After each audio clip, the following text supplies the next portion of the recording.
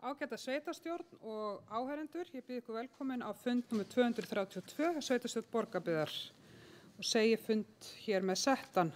Til fundarins eru mættir aðalmenn Davíð Sigurðsson, Lilja Björg Ágústsdóttir, Eva Margrét Jónudóttir, Eðvar Ólafur Traustason, Thelma Dögg Harðardóttir, Sigurður Guðmundsson, Bjarni Bjarnadóttir, Sigrún Ólafsdóttir og sú sem hér stendur, Guðveig Eyglódóttir. Starfsmenn fundarins eru Flosi Rafn Sigurðsson og Stefán Broddi Guðjónsson og fundagerð ritars Flosi Sigurðsson. Mér langar til þess að byrja á því að óska eftir að fá bæta inn með afbrigðum 3 málum. Það þá mál sem myndi vera númer 27 á dagskránni sem tilkynningarskyld framkvæmd mælimastur Sigmundarstaðir, landnúmer 134748 og mál nummer 20 mál nummer 27 og svo mál nummer 28 sem endurskoðun aðalskipulags frá afgreiðsla frá 46. fundi skipulags- og byggingarnefndar og jafnframt mál nummer 34 sem þá dagskrá fræðslunefndar frá fundi nefndarinnar í gær. Þeir sem samþykkja þetta gefur merki og það samþykkt samhljóða. Og þá bara göngum við til dagskrá og venju samkvæmt það skýrsla sveitarstjóra sem við byrjum á og ég bið Stefán Brodda Guðjónsson gjörðu svo vel.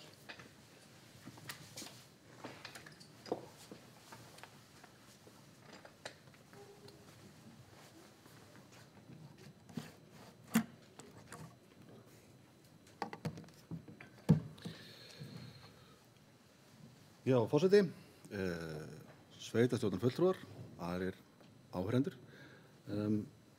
Nú vinna við fjárhagsáætlun hefur verið áberandi í starfsemi svo sem svona skrifstofu sveitarfélagsins að undanförnu og líka hjá forstöðumönnum í sveitarfélaginu. Nú þessi vinna hefur í fullum gangi að undanförnu. Svo vinna unnin í góðu samstarfi fjármálasviðs Borgarbyggðar og forstöðumanna stofnana sveitarfélagsins.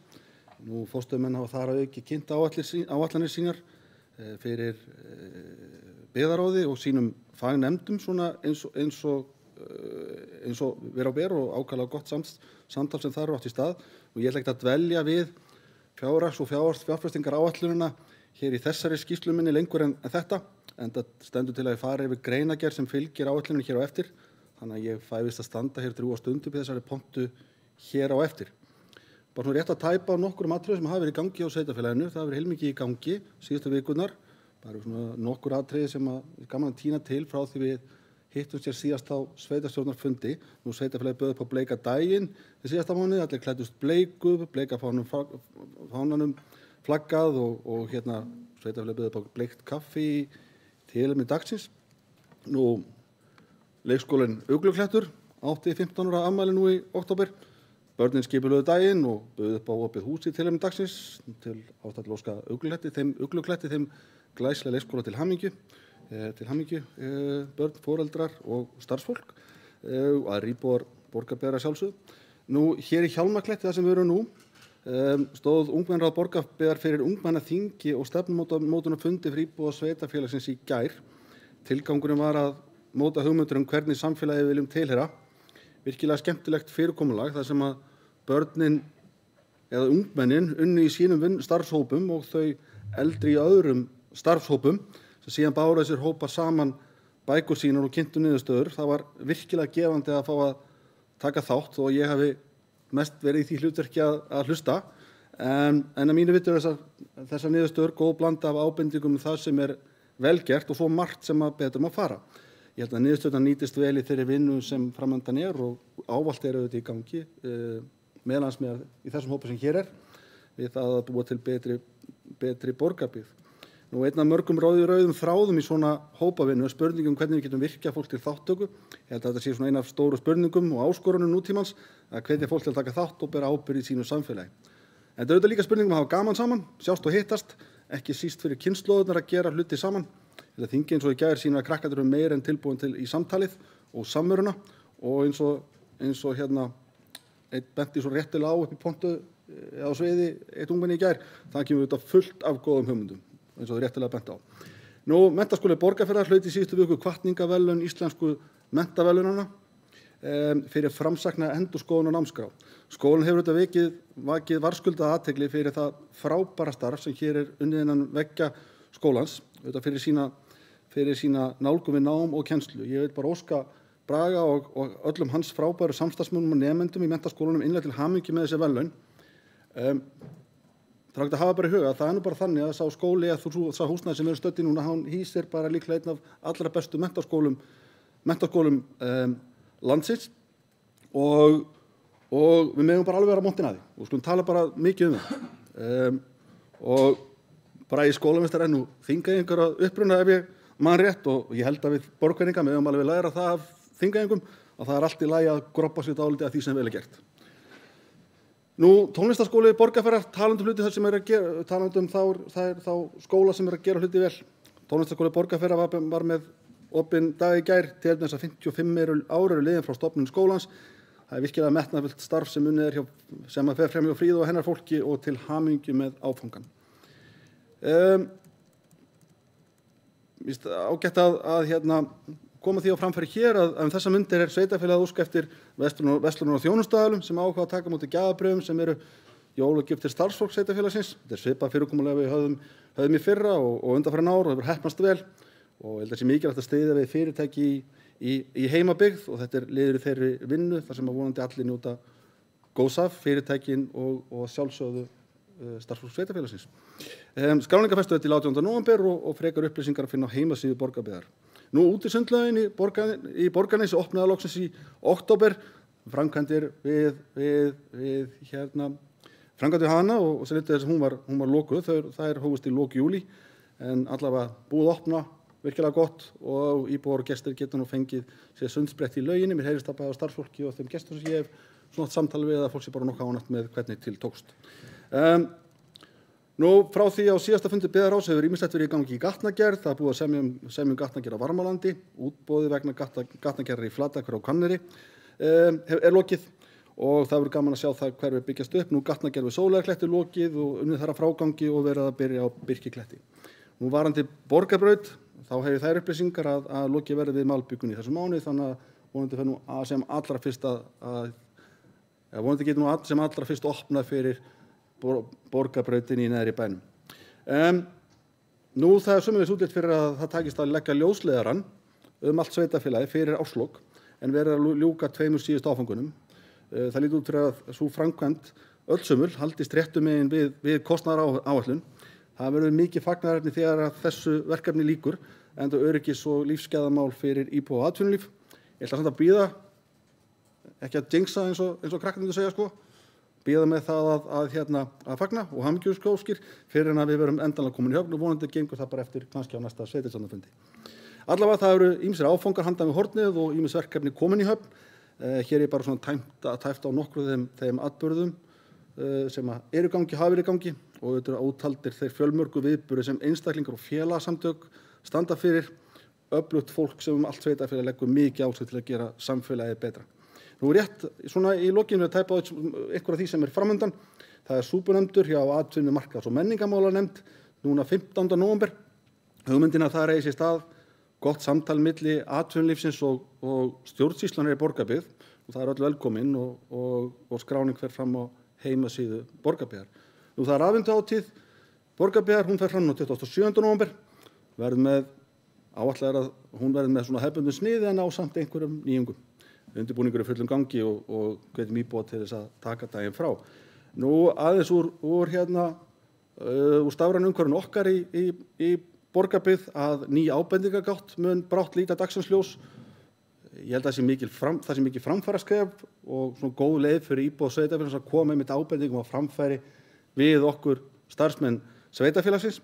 Þar getur íbúa sett inn myndir og staðsetningar til dæmis eftir ábendingum mjög nýmóðins og ég held að það virki vel og sé góð leið til þess að bæða fylgja eftir ábendingum og halda utanum svona hvernig gengur að afgreiða þær.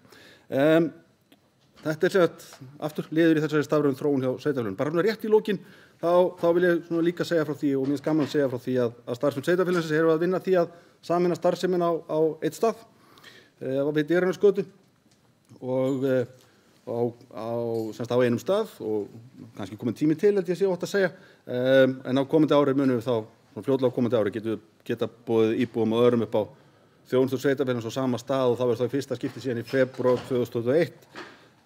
Þetta verður nokkuð langt ferli en verðum vonandi brátt komin á einn sama stað til framtíðar og ég hlakka mikið til. Takk fyrir mig.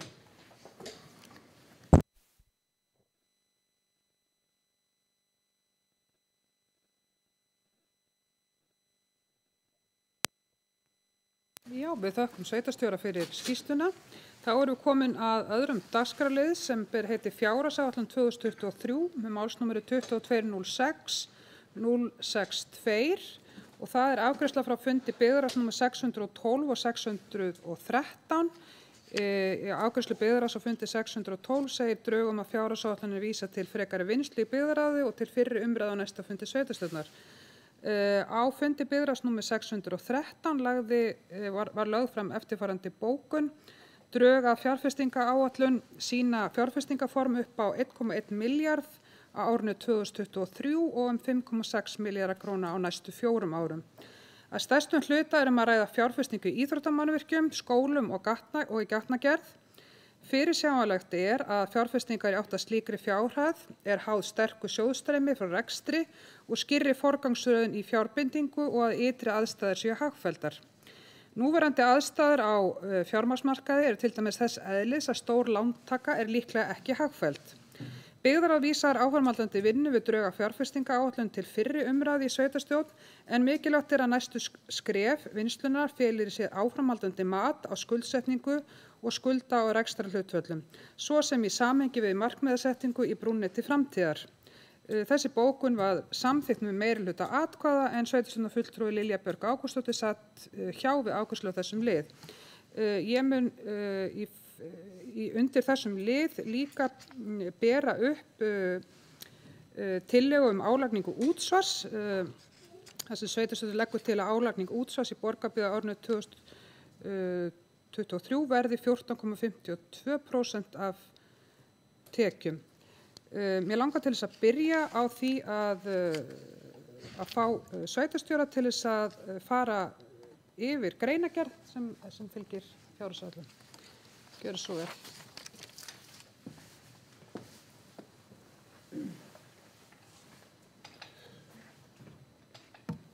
Já, forseti, sveitarstjórnarfulltrúar og aðrir áheyrendur. Hér á eftir fer þá greinargerð vegna fyrri umræðu fjárhagsáætlun 2023 og áætlun fjárheimildir árin 2024 til 2026. Fjárhagsáætlun Borgarbyggðar fyrir árið 2023 og áætlun fjárheimildir 2024 til 2026 eru hér lagðar fram til fyrri umræðu í sveitarstjórn Borgarbyggðar dags 10. nóvember 2022. Áætlanirnar endurspegla mikil og vaxandi umsvif í sveitarfélaginu og verulega fjárfestingar þörf til að mæta fjölgun íbúa og efla þjónustustig. Rekstrarumhverfi sveitarfélaga er hins vegar krefjandi. Verðbólga fór úr rúmum 4% í tæp 10% á einu ári. Laun starfsmanna sveitarfélaga hafa hækkað ríflega miðað við aðra launþegahópa síðustu 3 ár og komandi kjaraviðræður gætu reynst krefjandi. Þá hafa einstaka málaflokkar sem færst hafa frá ríkinu til sveitarfélaga síðustu ár verið vanfjármagnaðir. Fyrir sveitarfélag og sveitarfélög þar sem þorri skulda er verðtryggður og kostnaður að megnum til laun, þá eru verðbólguskot og launaskrið vondur kokteill.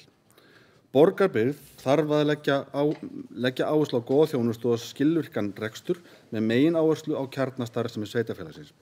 Skoða þarf hvar og hvernig efnahagsreikningur og fjárbinding sveitarfélagsins styður við kjarnareksturinn og hvar ekki.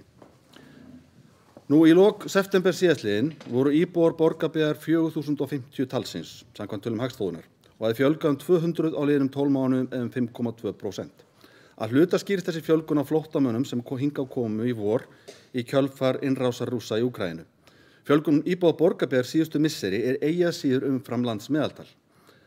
Atvinnuástand í Borgarbyggð hefur sjaldan verið eins gott. Fyrirtækjum vegnar flestum vel og víða er skortur á starfsfólki.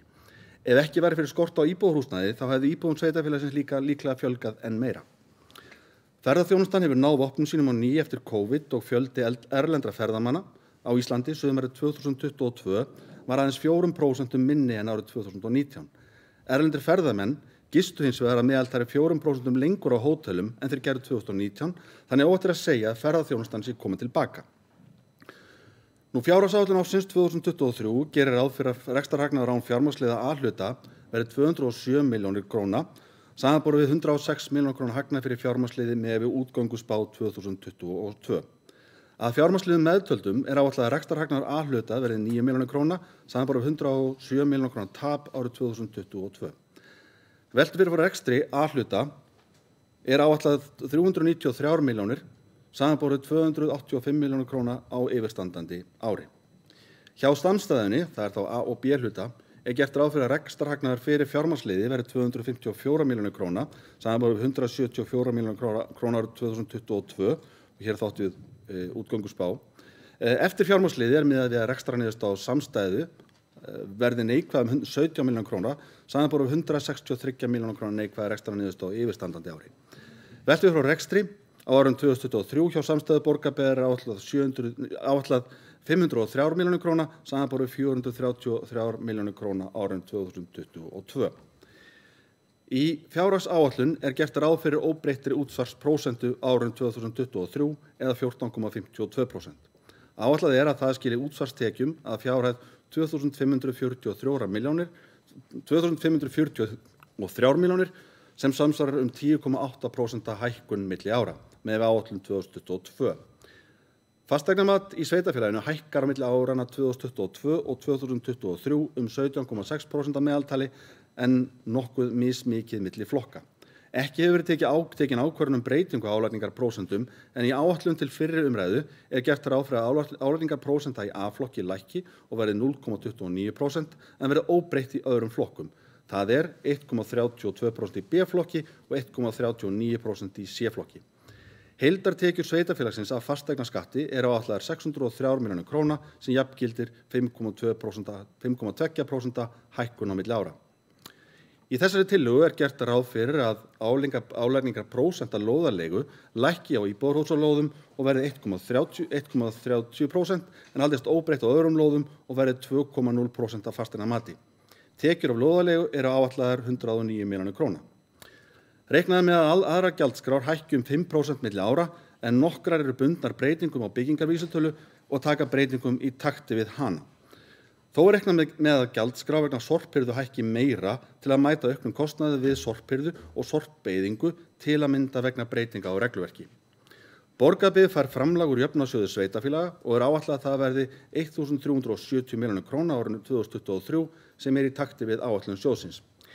Í heild gert ráð fyrir að skatttekjur sveitarfélagsins á árinu 2023 verði 4.624 milljónir króna sem 12,1% hækkun milli ára með við síðustu áætlun 2022 með viðaukum.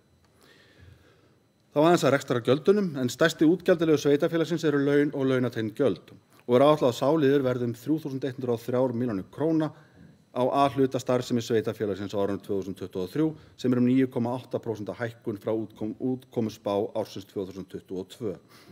Áætlun laun gerð þannig að áætlaður launakostnaður reiknaður í samræmi við gildandi kjarasamninga en í þeim tilfellum þeir liggja ekki fyrir gert ráð fyrir 7% launahækkun á milli ára.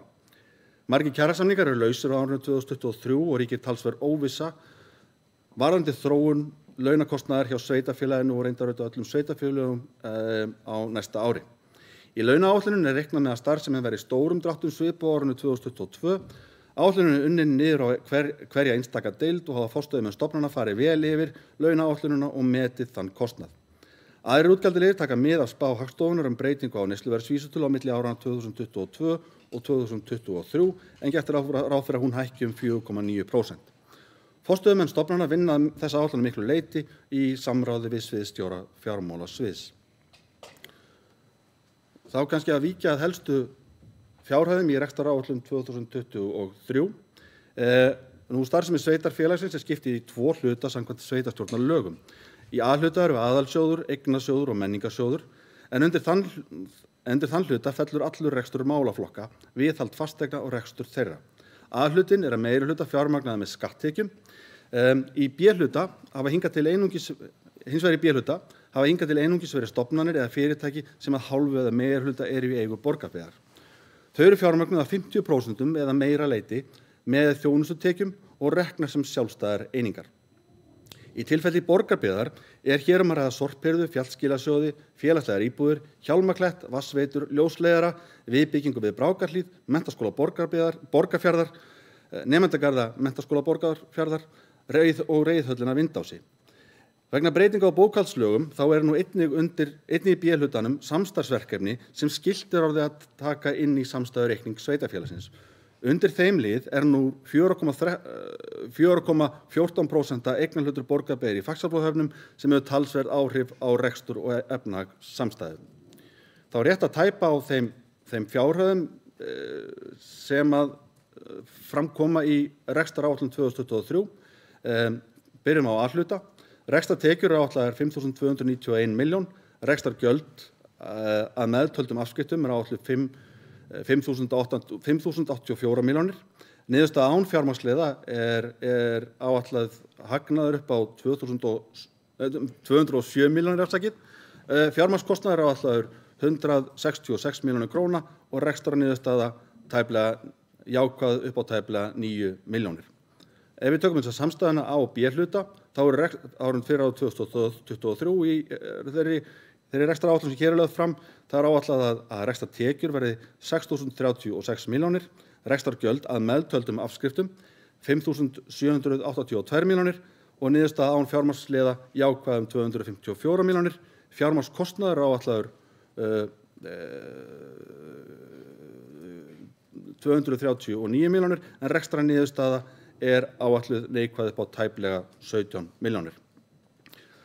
Til samanburðar eru fjárhæðir úr ársreikningi 2021 og til samanburðar ætla ég að lesa hér upp fjárhæðir úr ársreikningi 2021 og síðustu útkomuspá fyrir A og B hluta. Fyrir árið 2021 voru rekstrartekjur 5.079 milljónir, rekstrargjöld 5.023 milljónir, niðurstaða án fjármagnsliða jákvæð 56 milljónir, fjármagnskostnaður neikvæður eða fjármagnsliði neikvæður upp á 113 milljónir og rekstrarniðurstaða neikvæð upp á 55 milljónir. Útkomuspá fyrir árið 2022 fyrir þá A og B hluta upp á rekstrartekjur upp á 5.362 milljónir, rekstrargjöld upp á 5.188 milljónir, niðurstaða án fjármagnsliða jákvæð upp á 174 milljónir, fjármagnskostnaður neikvæður þá upp á 322 milljónir og rekstrarniðurstaða neikvæð upp á 163 milljónir. Á árinu 2000 þá að fjárfestingum. Á árinu 2023 miðað við að fjárfestingar og framkvæmdir verði að fjárhæð 1.106 milljónir króna. Þar helst að nefna 833 milljónum verður varið í húsnæðismál, 256 milljónum í gatna- og stigagerð, 10 milljónir í framkvæmdir á lóðum og 7 milljónir til tækjakaupa. Þá reiknað með 20 milljóna króna tekjum af gatnagerðargjöldum. Ekki verið að öðru leyti verið áætlað fyrir sjóðstreymi af sölu eigna en arðgreiðslur frá eigin fyrirtækjum inn í rekstraráætlun eins og verið hefur. Þá að efnahagsreikning og sjóðstreymi. Í þessari áætlun miðað við að tekin verði lán að fjárhæð 1.170 milljónir króna á árinu 2023 til að mæta fjárfestingum. Aðborganir lána áætlaðar 342 milljónir, reiknað með að handbært fé A og B hluta verði 497 milljónir króna í árslok 2023 en talsverður hluti þess í eigu Menntaskóla Borgarfjarðar og hlutdeild í handbæru fé Faxaflóahafna. Nú þegar færa þarf eignarhlut Borgarbyggðar í Faxaflóahöfnum inn í samstæðureikning sveitarfélagsins birtist enn skýrar fjárbinding sveitarfélagsins í eignum sem félagið á í sameiningu með öðrum sveitarfélögum, aðallega Reykjavíkurborg og Akraneskaupstað. Hér ekki verið að leggja til sölu á slíkum eignarhlutum en Borgarbyggð leggur áherslu á mikilvægi minnihlutaverndar og Borgarbyggð eins og önnur sveitarfélög hafi leið til þess að beina þessari fjárbindingu í átt til uppbyggingar og þjónustu í sveitarfélaginu. Nú þá að helstu fjárhæðum í efnahagsreikningi fjárhagsáætlunar í árslok 2023. Þær eru þá þessar. Fyrir A-hluta eru fasta fjármunir í árslok 2023 eins og ég segi. Fasta fjármunir áætlaðir að fjárhæð 8.356 milljónir, veltu fjármunir áætlaðir 1.019 milljónir, eigið fé áætlað 4.426 milljónir, lífeyrisskuldbindingar, skuldamegin, það eru lífeyrisskuldbindingar áætlaðar að fjárhæð 1.347 milljónir, langtímaskuldir áætlaðar 1.560 milljónir og skammtímaskuldir áætlaðar 1.042 milljónir. Sambærilega tölur fyrir A- og B-hluta eru þá fasta fjármunir að fjárhæð 10.972 milljónir, það þá eignamegin, þá fasta fjármunir A- og B-hluta á 10.972 milljónir, veltu fjármunir að fjárhæð 1.141 milljón króna, eigið fé þá upp á 5.038 milljónir.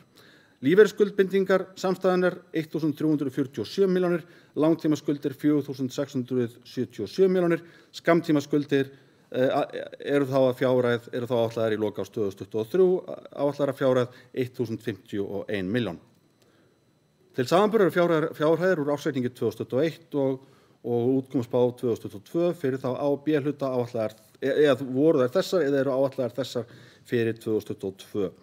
Fyrir árslok 2021 voru fasta fjármunir að fjárhæð 9.635 milljónir, veltu fjármunir voru 1.142 milljónir, eigið fé 5.217 milljónir, lífeyrisskuldbindingar 1.225 milljónir og langtímaskuldir 3.366 milljónir. Skammtímaskuldir voru að fjárhæð 969 milljónir í árslok 2021. Nú útkomuspáin fyrir árið 2022 fyrir A- og B-hluta er svona að fasta fjármunir í lok árs verði 10.105 milljónir, veltu fjármunir verði að fjárhæð 1.109 milljónir, eigið fé verði að fjárhæð 5.054 milljónir, lífeyrisskuldbindingar verði að fjárhæð 1.285 milljónir og langtímaskuldir að fjárhæð 3.670 milljónir og skammtímaskuldir að fjárhæð 1.204 milljónir. Víkjum þá að áætlun fyrir árin 2024 og 2026, 2024 til 2026. Í áætlunarárunum 2024 til 2026 er gert ráð fyrir að útsvarstekjur sveitarfélagsins þróist í takti við spá Hagstofu Íslands breytingar á launavísitölu og að íbúafjölgun í sveitarfélaginu verði 2% á ári. Reiknað með að fasteignamat hækki 3% á ári og fasteignaskattur í samræmi við það. Aðrar tekjur breytist í takti við spá neysluverðsvísitölu. Miðað við að launakostnaður breytist í línu við spá launavísitölu en aðrir útgjaldaliðir taki mið af spá breytingu á neysluverðsvísitölu. Eins og fram kemur í upphafi greinargerðar er atvinnuástandið með allra besta móti í Borgarbyggð. Verðbólga er nú liðlega 9% og Seðlabankinn hefur hækkað skammtímavexti hratt. Sem sagt aðstæður á fjármagnsmörkuðum hafa versnað hratt vegna verðbólgu og mikillar þenslu. Ástandið í hagkerfinu er nú allt annað en það var fyrir 1 ári eða 2. Þróun síðustu 3 til 4 árin sýnir hins vegar að aðstæður í hagkerfinu og fjármagnsmörkuðum hafa tilhneigingu til að breytast mjög hratt. Að undanförnu hefur farið fram vinna hjá starfsmönnum sveitarfélagsins við að undirbyggja að hægt sé að ráðast í fjárfestingar í innviðum. Unnið hefur verið að kostnaðarmati á helstu áformuðu fjárfestingum. Hér má nefna húsnæði grunnskóla Borgarfjarðar á Kleppjárnsreykjum, íþróttamannvirki, slökkvistöð og gatnagerð. Kostnaðaráætlanir hafa verið kynntar í nefndum og í byggðarráði jafnóðum, svo og á vinnufundum sveitarstjórnar í undanfara fjárhagsáætlanar vinnu. Sú áætlun sem hér er lögð fram fyrir árin 2023 til 2026 sýnir handbært fé frá rekstri hvert ár á bilinu 402 milljónir handbært fé frá rekstri ár hvert upp á bilinu 402 til 465 milljónir króna. Slík afkoma ein og sér leyfir ekki verulega fjárfestingar sem einvörðungu eða fjármagnar af sjóðstreymi frá rekstri. Sá fjárfestingarrammi sem hér er lagður fram er samtals upp á 5 milljarðar króna á næstu 4 árum. Ef sjóðstreymi styrkist ekki er ljóst að sú fjárfesting verður að langmestu leyti fjármögnun með lántöku. Svo aukning skulda getur gert sveitarfélaginu erfitt vik með að viðhalda jákvæðri rekstrarniðurstöðu. Í vinnu með sveitarstjórn og byggðarráði hefur lögð áherslu á að bæði fjárfestingar og tímasetningar séu háðar aðstæðum. Hér þarf að vinna að bættum rekstri sveitarfélagsins, skoða þar hvar tilefni til að selja eignir og tímasetning lántöku þarf að taka mið af kjörum.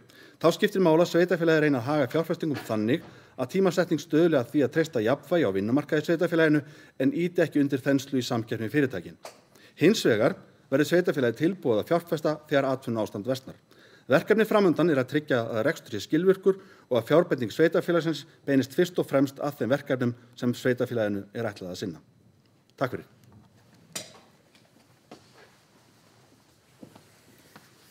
Þökkum sveitarstjóra fyrir þessa yfirferð. Ég gef þá orðið laust undir þessum dagskrárlið. Sigurður Guðmundsson óskað eftir að taka til máls. Gjörðu svo vel.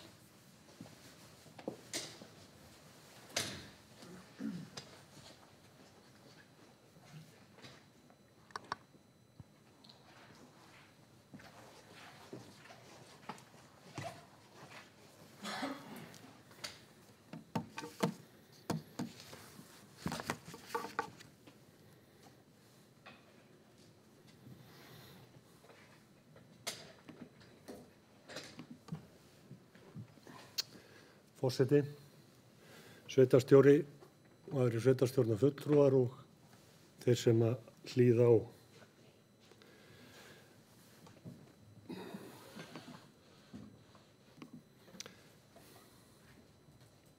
Aðeins tæknin eftir mér. Nú er Framsóknarflokkurinn búinn að leggja fram til fyrstu umræðu sína fyrstu fjárhagsáætlun fyrir árið 2023.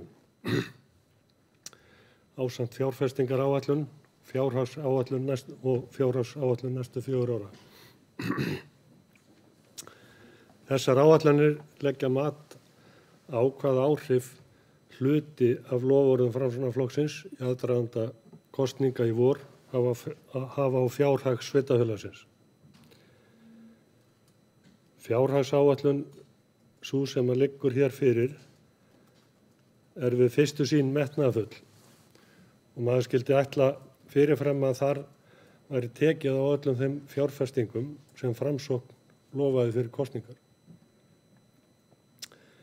Fjárfestingaráætlunin hljóðar upp á 5 milljarða á 4 árum.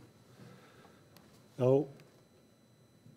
ég talaði um 5 milljarða á 4 árum, en samt vantar fjárfestingar sem lofað í þessum bæklingi. Ég get nefnt sem dæmi að inn í þessa áætlun vantar fjármagn til að fara í boða stórátak í endurbótum á götum og gangstéttum, göngu- og hjólastíg, að gólfvellinum á Hamri, einkunum, ásamt lýsingu á þeirri leið, uppbygging á lýðheilsustöð að Hamri og fjárfestingu í skólalóðum ásamt fleiru. Það er því nokkuð ljóst að það vantar töluvert upp á, jafnvel 1 til 2 milljarða í viðbót í fjárfestingaráætlunina til að Framsóknarflokkurinn geti lagt fram fyrir kjósendur sínar hvaða áhrif loforðin kosta í raun og þau áhrif sem þau hafa á fjárhag sveitarfélagsins. Skuldir sveitarfélagsins ef Framsóknarflokkurinn stendur við orð sín tvöfaldast og verða 12 milljarðar og skuldahlutfallið í kringum verða nálgast 200% í lok kjörtímabilsins. Það er glæsileg framtíðarsýn, það er ný Framsókn. Þá snúum við okkur að rekstrinum. Það er gert ráð fyrir eldrauðum tölum út áætlunum tímabilið sem algjörlega óásættanlegt og í bága við þau lög og reglur sem sveitarfélög vinna eftir. Í fjárhagsáætlun fyrir árið 2023 sem lögð hér fram ekki að sjá nein merki kostnaðaraðhald þó öll ljós séu rauð og taprekstur framundan út kjörtímabilið. Og ef skoðaðar eru tölur frá öðrum sveitarfélögum og þá þróun sem hefur verið í rekstri sveitarfélagsins undanfarið, þá ekki einu sinni gerð tilraun í fjárhagsáætlun næsta árs að hafa áhrif á kostnaðarauka í rekstri sveitarfélagsins. Og þar get ég nefnt eftirfarandi dæmi. Fræðslu- og uppeldismál hækka 9,29% og verða 57,75% af skatttekjum. Á meðan önnur sambærileg sveitarfélög með svipaðar tekjur á íbúa eru sum hver vel innan við 50% af tekjum. Brunavarnir hækka 21,19% þrátt fyrir að það búið að meira en tvöfalda framlög til brunamála á síðasta kjörtímabili. Skipulags- og byggingamál hækka 27,41% þrátt fyrir að það hafi verið bætt verulega í þann málaflokk á síðasta kjörtímabili. Sameiginlegur kostnaður sveitarfélagsins mjög hár í samanburði við önnur sveitarfélög og gert ráð fyrir að hann hækki töluvert á milli ára. Og svona má áfram halda í gegnum áætlunina. En að lokum vil ég óska Framsóknarflokknum til hamingju með framlagða fjárhagsáætlun og á þeim sést að það bíður mikil vinna fyrir meirihlutann á milli umræðna fjárhagsáætlunina sem vonandi leiðir til betri niðurstöðu fyrir Borgarbyggð en birtist í þessum áætlunum sem hér hafa verið lagðar fram til fyrri umræðu. Takk fyrir. Takk fyrir það, Sigurður, og orðið ennþá laust. Thelma Harðardóttir við biðjum orðið, gjörðu svo vel, Thelma.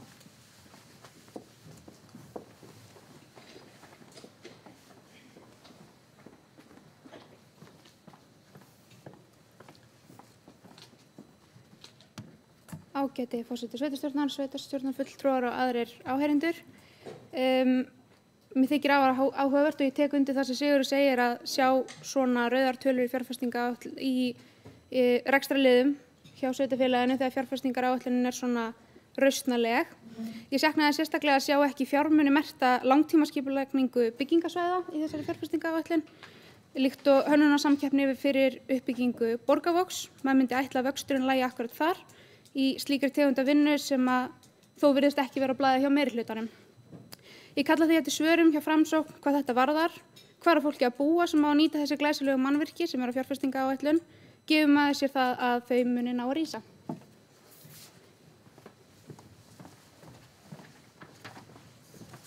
Takk fyrir það, Thelma. Davíð Sigurðsson, sveitarstjórnarfulltrúi, biðjum orðið, gjörðu svo vel, Davíð. Forseti, ágæta sveitarstjórn, aðrir áheyrendur. Mér langar bara aðeins að bregðast við þessari athugasemd frá Thelmu Harðardóttur. Það vissulega gert ráð fyrir 20 milljónum á næsta ári í framtíðarskipulag handan Borgarvogarins. Það kemur fram í fjárfestingaráætluninni og eins það ekki beint inn í fjárfestingaráætluninni önnur skipulagsáform. Það kemur inn í rekstraráætlun skipulags- og byggingadeildar. Takk. Og orðið ennþá laust undir þessum dagskrárlið. Lilja Björg Ágústsdóttir, gjörðu svo vel.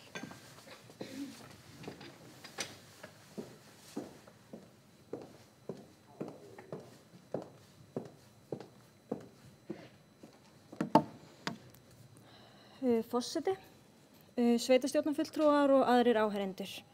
Ég ætla að fá að leggja fram bókun fyrir hönd fulltrúa Sjálfstæðisflokksins í sveitarstjórn Borgarbyggðar og hún hljóðar svo.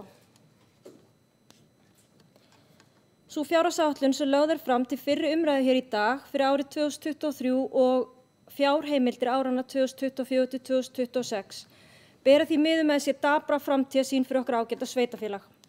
Gert ráð fyrir fjárfestingum upp á rúmlega 5 milljarða á 4 árum sem vel, en algjörlega án þess að máta þau loforð við fjárhag sveitarfélagsins eins og ber að gera samkvæmt lögum. Áætlað að taka nánast alla fjárfestingar að láni, þrátt fyrir að einstaklega óhagkvæmt sé að taka lán nú þar sem verðbólga tæplega 10% og erfitt að meta áhriflausra kjarasamninga á fjárhag sveitarfélagsins til næstu ára. Í 64. grein sveitarstjórnarlaga kveðið á viðmiðanir afkomu og fjárhagsstöðu sveitarfélaga. Þar kemur fram skylda sveitarstjórnar til að sjá til þess að rekstri og fjárfestingum og ráðstöfun eigna og sjóða sé þannig hagað á hverjum tíma að sveitarfélagi muni til framtíðar geta sinnt skyldubundum verkefnum sínum. Þá skylt, samkvæmt 2. málsgrein 64. greinar, að fullnægja framangreindu skilyrðum með því meðal annars að sjá til þess að samanlögð útgjöld til rekstrarsamstæðu A og B-hluta mega ekki vera hærri en samanlagðar tekjur samstæðunnar á hverju 3 ára tímabili. Þarna kveðið á svokallaða jafnvægisreglu sveitarfélaga. Með lögum nr. 25/2020 var svo bætt við bráðabirgðaákvæði sem kveður á að við rekstur sveitarfélags þurfi sveitarstjórn ekki að fullnægja framangreindum 2 skilyrðum sem kveður á í 2. málsgrein 64. greinar laganna. Við rekstur sveitarfélagsins árin 2020, 2021 og 2022, en undanþágan tekur til tímabilsins alveg fram að árinu 2025.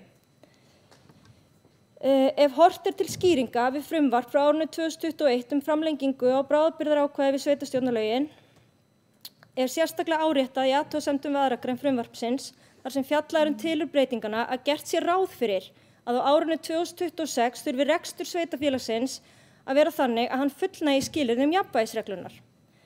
Samkvæmt fyrirliggjandi fjárhagsáætlun fyrir Borgarbyggð skila samstæða A og B-hluta Borgarbyggðar neikvæðri rekstrarniðurstöðu 2022, 2023, 2024, 2025 og 2026.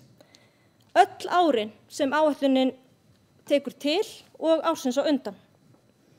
Það gerir samtals 800 milljónir krónur yfir allt tímabilið og þar með ljóst að ef undanþáguheimildin frá jafnræðisreglunni væri ekki í gildi, þá má færa fyrir því rök að brotið væri á jafnvægisreglunni. Að minnsta kosti fara mörg rauð flögg á loft. Ef aðeins horft til þess tímabil sem tekur til áranna 2024, 2025 og 2026, sem eru þau ár þar sem áætlað að jafnvægisreglan taki aftur gildi, þá rekstrarhallinn á A- og B-hluta tæplega 600 milljónir. Þá verður skuldahlutfall sveitarfélagsins komið upp í 155% við lok tímabilsins, en eðli máls samkvæmt má gera ráð fyrir að reksturinn sé orðinn frekar þungur þegar staðan er með þeim hætti. Þá vekur að furðu að ekki sé verið að reyna að haga þeim áætlunum sem lagðar eru fram hér í dag með þeim hætti að hún uppfylli þessi lögbundnu viðmið. Sérstaklega í ljósi samskipta sveitarfélagsins við eftirlitsnefnd sveitarfélaga í júní á þessu ári. En með bréfi dagsett 22. júní síðastliðinn tilkynnti eftirlitsnefnd með fjármálum sveitarfélaga fulltrúum Borgarbyggðar að sveitarfélagið uppfylli ekki lágmarksviðmið varðandi rekstrarniðurstöðu árið 2021 og að framlegðin sé undir lágmarksviðmið miðað við skuldaviðmið. Sérstaklega var bent á í bréfinu að árið 2026 þyrfti sveitarfélagið að uppfylla skilyrði laganna þrátt fyrir þá undanþáguheimild frávik sem er í gildi núna. Vekur það athygli að ekkert virðist hafa verið horft til athugasemda frá eftirlitsnefndinni í fjárhagsáætlun Framsóknarmanna í því skyni að bregðast við athugasemdum eftirlitsnefndarinnar. Það er bara aukið í bæði í rekstrarútgjöldum, í fjárfestingu og síðast en ekki síst í lántöku. Því til frekari rökstuðnings þarf ekki annað en að horfa til greinargerðar með þeirri fjárhagsáætlun sem er lögð fram hér í dag til fyrri umræðu, en hún er sett fram með alls konar fyrirvörum. Þar kemur fram að allar fjárfestingar sem ráðast á að fjármagna með lánsfé. Á árinu 2023 á að fjárfesta fyrir 1.106 milljónir króna en taka lán fyrir 1.170 milljónir króna, eða 70 milljónir króna meira en fjárfestingar ársins kveða á Ef farið í alla þá lántöku sem þarf til að fjármagna fjárfestingaráætlunina í heild, má gera ráð fyrir því að skuldahlutfallið verði 155% árið 2026 og afborganir lána sem nú eru 342 milljónir króna munu hækka upp í 603 milljónir króna árið 2026. Ákvarðanafælni Framsóknarmanna er slík að þau eru frekar tilbúin að virða að vettugi ábendinga frá eftirlitsnefnd viðmiðunarreglu laga en að setjast niður og fara í þá vinnu sem þarf að fara í. Það er forgangsraða verkefnum og gera raunhæfa fjárhagsáætlun. Það er erfitt að horfast í augu við þá staðreynd að þau lofur sem gefin voru í aðdraganda kosninga hafa hreinlega verið allt of mörg, allt of umfangsmikil og langt frá því að vera raunhæf. Ljóst er að nauðsynlegt er að fara í mikla vinnu við fjárhagsáætlun á milli umræðna. Undirrituð skora á Framsóknarflokkinn að axla ábyrgð á stöðunni og tryggja sjálfbærni í rekstri sveitarfélagsins burt séð frá þeim undanþágum sem eru veittar tímabundið í lögum. Nú þarf að sýna ráðdeild í rekstri, það þarf að forgangsraða verkefnum með áherslu á lögbundið hlutverk sveitarfélagsins og í takt við reglulagana. Styrk staða sveitarsjóðs er forsenda uppbyggingar bæði á innviðum og samfélagsins alls. Og það er ekkert að því að biðja hjálp ef verkefni Framsóknarmönnum ofviða, en í því skyni þá bjóða fulltrúar Sjálfstæðisflokksins í sveitarstjórn fram krafta sína við þá vinnu. Takk. Takk fyrir það, Lilja Björg. Við þykjum þá hjálpa sjálfsögðu. Orðið er ennþá laust undir þessum dagskrárlið. Mér langar til þess að biðja varaforseta að taka við fundarstjórninni, þar sem að sú sem hér stendur hefur áhuga að taka til máls.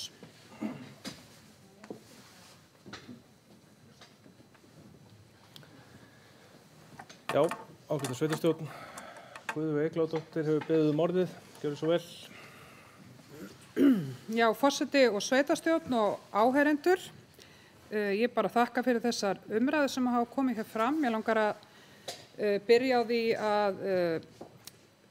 að fara yfir það sem sveitarstjórnarfulltrúi Sigurður Guðmundsson fór yfir hérna með okkur, og ég átta mér hreinlega ekki alveg á því hvort hann sé að leggja til að við drögum saman eða förum í frekari framkvæmdir. Því að hann bæði talar það að við séum að fara að gera of mikið, en líka að gagnrýna okkur fyrir það að gera ekki nógu mikið. Þannig að við kannski skoðum það bara á milli funda. Varðandi stórátak í göng- og hjólastíg þá kannski ágætt að nefna það að á þeirri áætlun sem lögð fram hér í dag að þá gert ráð fyrir 60 milljónum í göngustíg. Bara svo því sé haldið til haga. Sveitarstjórnarfulltrúi Lilja Björg Ágústsdóttir talar dapra framtíðarsýn. Ég bara hreinlega ekki sammála því. Ég finnst þetta vera einmitt björt framtíðarsýn sem við erum að leggja hér fram. Okkur vel kunnugt lög og skyldur sveitarfélagsins og jafnvægisregluna og ég ætla ekki að endurtaka þá fyrirvara sem hafa þegar komið fram fyrr á fundinum í greinargerð með fjárhagsáætlun.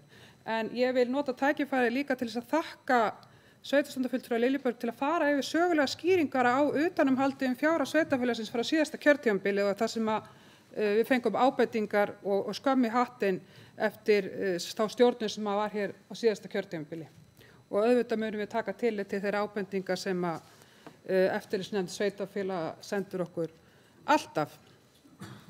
En mér langar forseta og fundarmenn í ljósi þessara bókunar meirihluta þessara orðræðu að rifja aðeins upp með ykkur þá orðræðu sem við sem hér sitjum inni öll höfðum í aðdraganda kosninga. Slagar Sjálfstæðisflokksins var mjög flott. Það var hugsum stórt. Ég get tekið undir það. Þetta var bara mjög gott slagorð. Í stefnuskrá flokksins var talað endurbætur á skólahúsnæði á Kleppjárnsreykjum, framkvæmdir við íþróttahús skyldu hefjast strax 2023 og jafnframt uppbygging á knattspyrnuvelli. Þá var talað viðbyggingu við leikskólann Uglaklett og að undirbúningu við þá byggingu skyldi hefjast strax árið 2023 og þá var jafnframt talað stóraukið framboð íbúðarhúsalóða og gatnagerð í tengslum við það. Ég bara alveg sammála þessu öllu saman. Þetta ég kann að við meta þetta.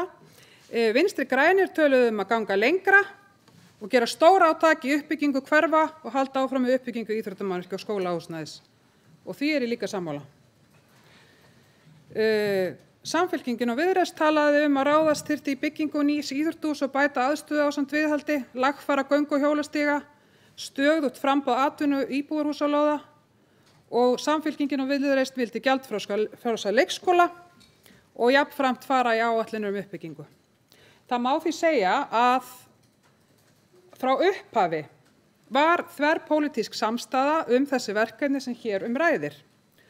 Og þessi áætlun sem við erum með hér hreinlega tilkomin vegna vilja allra framboða til þess að ráðast í þessi verkefni og hugsa stórt. Eins og þið sem hér inni sitið, þá vitum við að það búið að magntaka það og það fyrirliggja þessi gögn fyrir okkur og við höfum bæði kostnaðaráætlanir og mögulega tímalínu verkefna. Og við sem hér hafum haft þessi gögn fyrir framan okkur og það hefur öllum verið frjálst að koma með tillögur að breyta forgangsröðun eða hreinlega tillögur eitthvað annað tekið á áætlun. Engar slíkar kröfur eða tillögur hafa komið fram.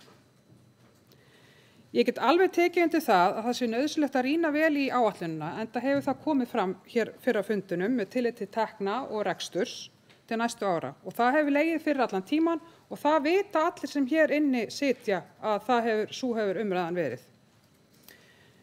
Þá mætti ykkur spyrja sig hvað hefur breyst? Eru stefnumálin önnur í dag en þau voru fyrir kosningar? Ekki verið að horfa á þessa uppbyggingu sem var verið að tala hér fyrir kosningar? Það ef til vill ný stefna að minnstakosti Sjálfstæðisflokksins í dag að brýna hnífana eins og mér hefur verið ítrekað borist til eyrna síðustu daga og vera með einfaldlega orðræðu í andstöðu við fjárhagsáætlun óháð því hvernig hún mun birtast. Eru einhverjar líkur á því að minnihlutinn muni samþykkja þá áætlun sem verður lögð hér fram í næsta mánuði eða þiggja áframhaldandi boðum aðkoma vinnu og taka virkan þátt í henni? Það vita þau sem hér eru inni að við höfum varið allmörgum klukkustundum saman nú þegar í að rýna þetta plagg. og ekki tala með öðrum hætti. Mér langar að ítreka fyrra boð okkar samstarf og samtal áætlun til næstu ára og vonast til að það samtal verði á forsendum íbúa og uppbyggingar en ekki pólitísks hanaslags. Ég get svarið það að ég hef reynlega ekki áhuga að bjóða íbúum upp á slík vinnubrögð. Ég ætla að láta hér við sitja í fyrri umræðum fjárhagsáætlun í dag. Framundan frekari vinna við greiningu og stefnumótun lítur að tekjum og rekstri. Ég hlakka til þeirra vinnu. Það eru spennandi tíma framundan í Borgarbyggð. Það eru bjartir tíma framundan og íbúar geta verið bjartsýnir og litið fram á tíma uppbyggingu og vaxtar í samfélaginu, öllum til heilla. Þangað stefnu við að minnsta kosti í Framsókn. Takk fyrir.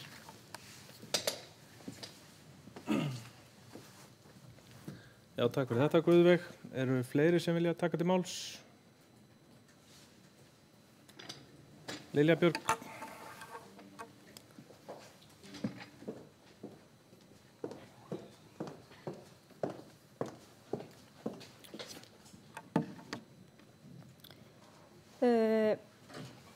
Forseti, sveitarstjórnarfulltrúar og aðrir áheyrendur. Ég ætla bara aðeins að bregðast stuttlega við því sem að sveitarstjórnarfulltrúi Guðveig kom inn á. Það er rétt að sjálfsögðu verið að benda á í bréfinu frá eftirlitsnefnd að rekstrarniðurstaða sveitarfélagsins var neikvæð. Hún hefði verið var jákvæð árin á undan en hún var neikvæð síðast. Guðveig veit líka manna best að það er vegna þess að innkomu lífeyrisskuldbindingar og það voru uppfærðar reglur svona útreikning á lífeyrisskuldbindingun sem gerði að verkum að þær voru miklu hærri heldur en var gert ráð fyrir í þeirri fjárhagsáætlun sem lá fyrir. Það er það eina sem útskýrir neikvæða rekstrarniðurstöðu en þannig er staðan. Og þá þarf að haga fjárhagsáætlun sveitarfélagsins út frá þeirri stöðu að það hafi verið neikvæð rekstrarniðurstaða það árið á eftir, árið þar á eftir. Við verðum að halda utanum líka bæði reksturinn og svo stilla fjárfestingar af með tilliti til þess hverju reksturinn er að skila. Annað gengur bara ekki upp. Þetta sýnir hreinlega bara hversu viðkvæmur reksturinn er. Það þurfti ekki annað til heldur en hærri lífeyrisskuldbindingar til þess að gera rekstrarniðurstöðuna neikvæða. Og það er rétt. Flest framboð höfðu mikla og góða framtíðarsýn fyrir sveitarfélagið og sem betur fer eigum við sem erum hér inni í dag það sameiginlegt. Við viljum sveitarfélaginu gott, við viljum láta gott af okkur leiða og við viljum taka þátt í uppbyggilegri umræðu. Ég hef setið 2 vinnufundi samtals fjárhagsáætlun það sem af þessu hausti. Og að sjálfsögðu fagnar maður því samtali en að sama skapi var rosalega lítið kjöt á beinunum til að vinna út frá. Fyrir mér leit þetta svolítið þannig út að það var fullt af framkvæmdum sem við viljum fara í en það var einhvern veginn ekkert búið að ræða eða forgangsraða hvað það er sem við ætlum að leggja áherslu á til næstu ára. Og það er líka rétt sem Guðveig kom inn á að ég satt náttúrulega í meirihluta á síðasta ári og þar vorum við búin að leggja til ákveðin verkefni. Það er alveg ljóst að sá meirihluti sem stýrir núna, hann er ekki alveg sammála þeirri forgangsröðun. Og þar af leiðandi finnst mér eðlilegt að það komi fram einhver tillaga, raunhæf tillaga frá þeim sem við getum fjallað Og þá skal ég glöð taka þátt í samtalinu. Eins og staðan í dag er bara verið að byrja á alls konar hlutum. Það allt sett inn á áætlunina. 2 verkefni eru hálf inn á áætluninu, bara svo það sé sagt. Það bæði viðbygging við íþróttahús.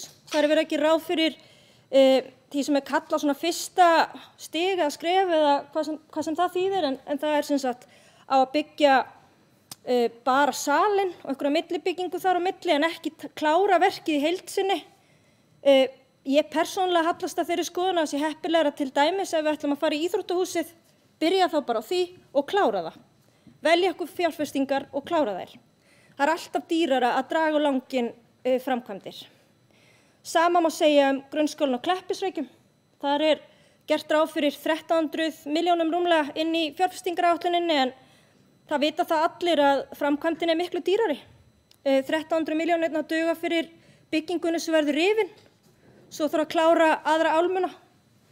Sem sagt að skræla út úr henni og fara í framkvæmdir þar og svo vantar lóðina. og hún mun líka kosta töluvert. Þannig að ég get alveg tekið undir með Guðveigu. Auðvitað vorum við öll með einhver verkefni sem við vildum setja í oddinn. Við töluðum öll fyrir framsækni og hugsa stórt. Við gerum það sjálfstæðismenn.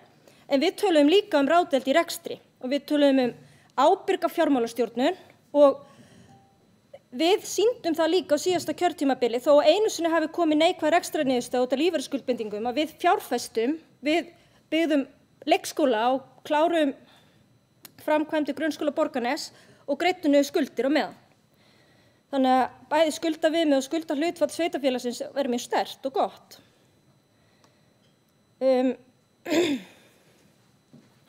Sú fjárfestingaáætlun sem liggur fyrir þessum fundi hér í dag til fyrri umræðu, bara svo það sé sagt og íbúar geta aðeins setta í samhengi við framkvæmdir sveitarfélagsins til síðustu ára, þá gert ráð fyrir því að byggja skóla, byggja deild við leikskóla, 2 íþróttahús, fara í gatnagerð og svo mætti lengi telja.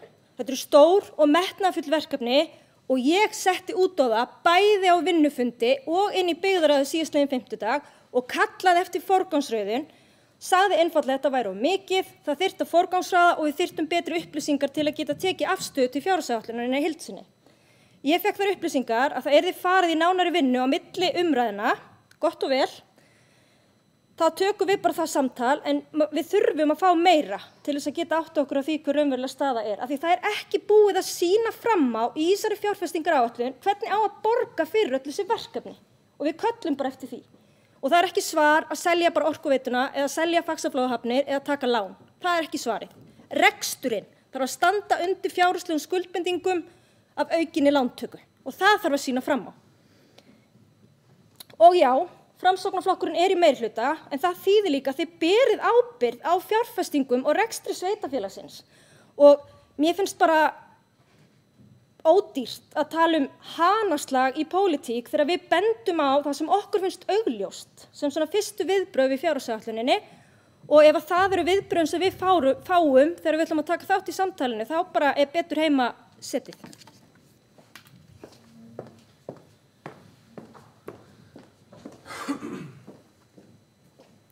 Takk fyrir þetta, Lilja. Eru fleiri sem vilja taka til máls? Sigurður Guðmundsson, orðið.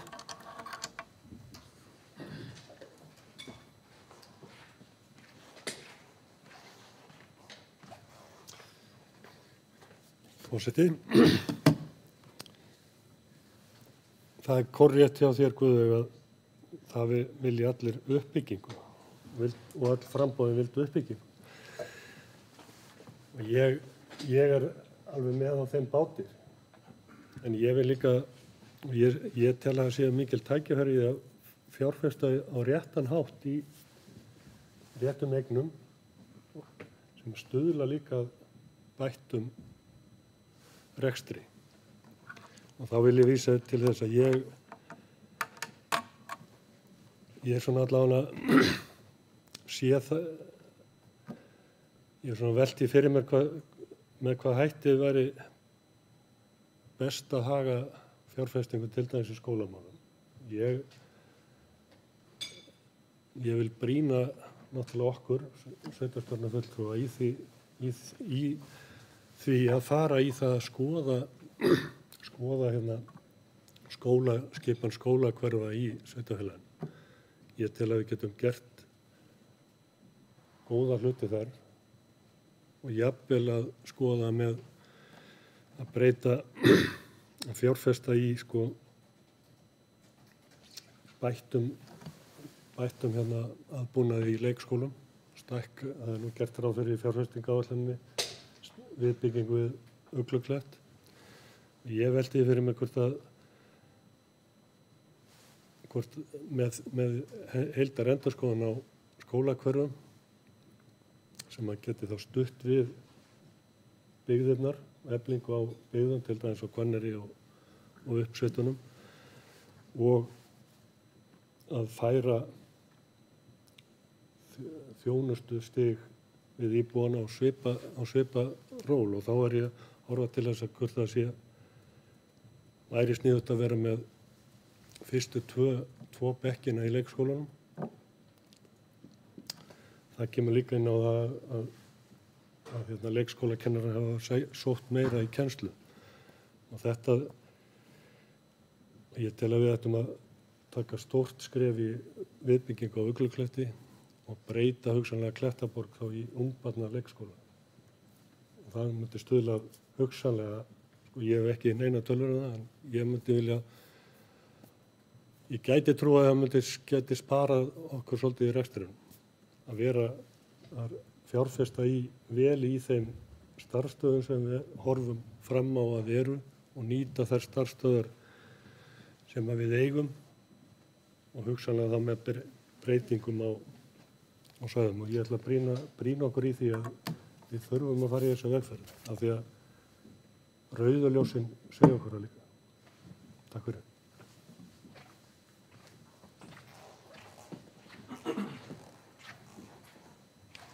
Takk fyrir þetta, Sigurður.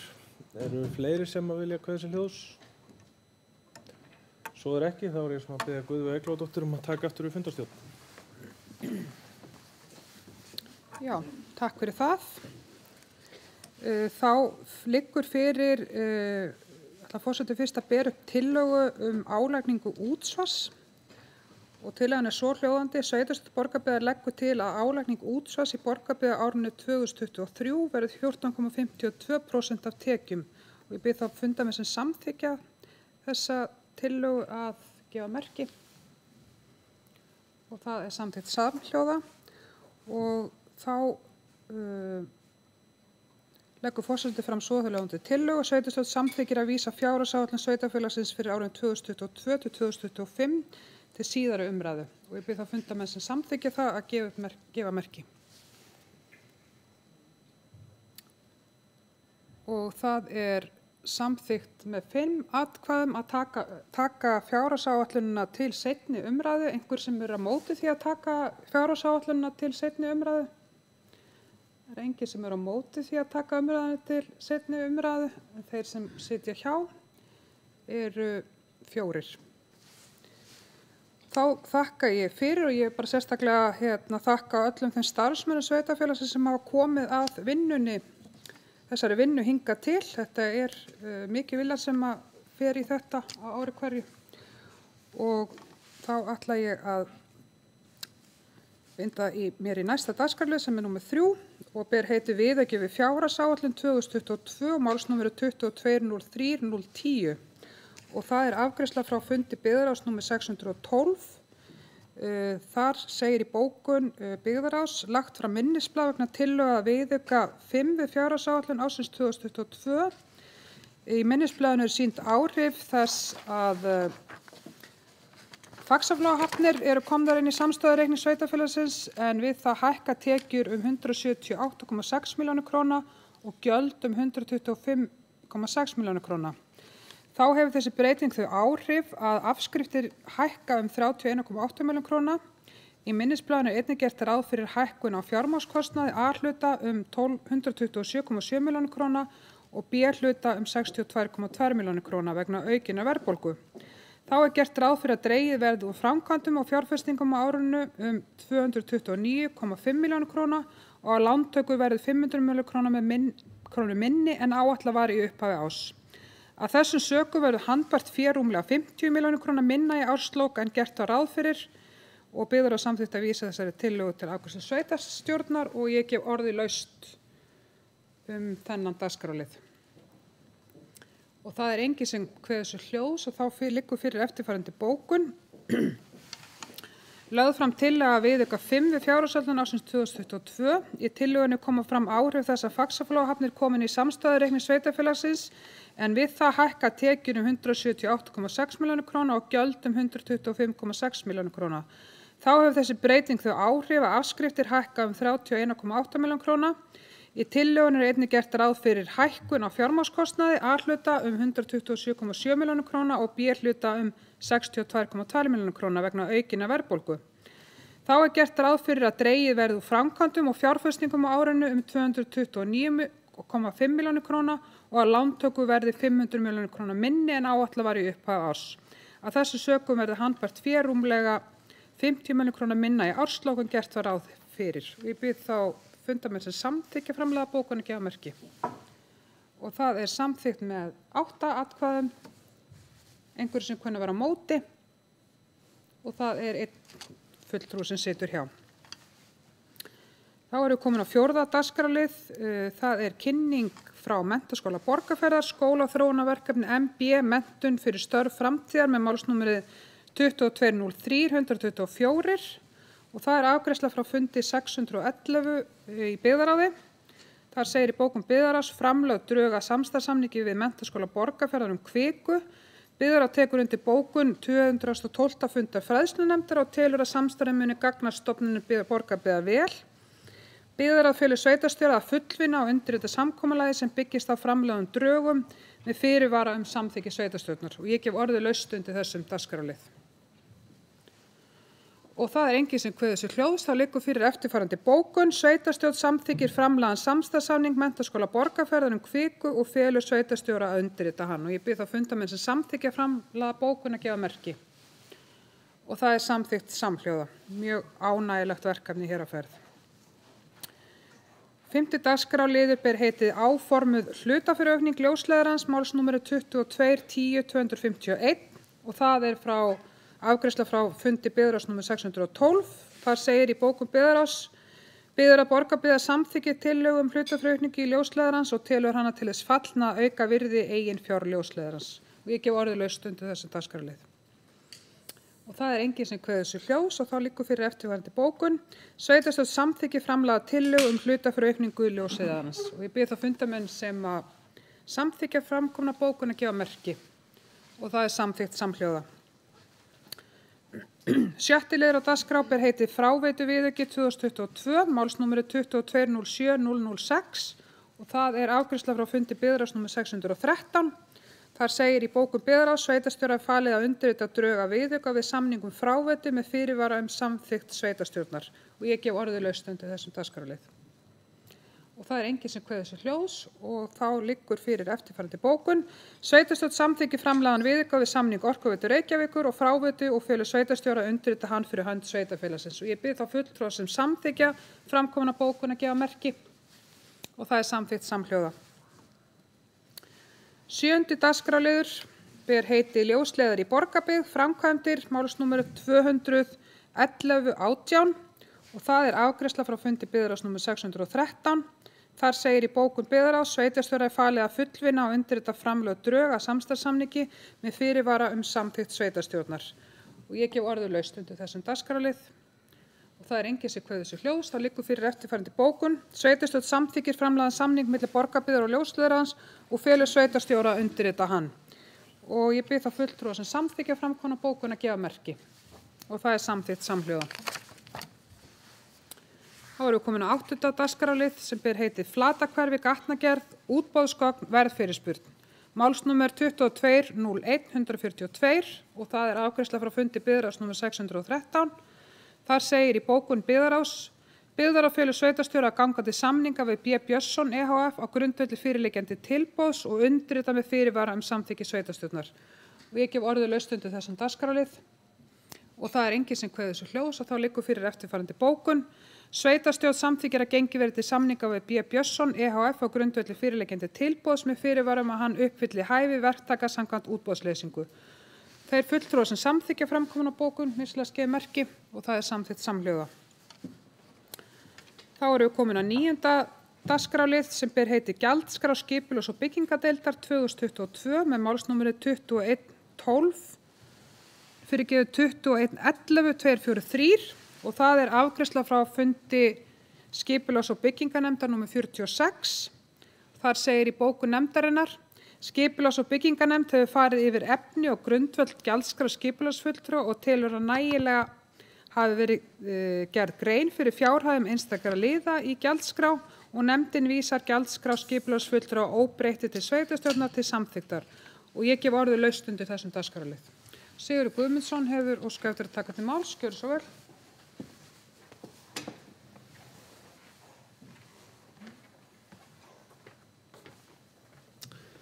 Forseti og aðrir sveitarstjórnarfulltrúar. Ég á seinasta sveitarstjórnarfundi vildi ég lagði til að fá nánari útlistun og rökstuðning á gjaldskránni. Mér hefur ekki borist neitt það sem styður þessa gjaldskrá, þannig að ég mun greiða atkvæði gegn henni.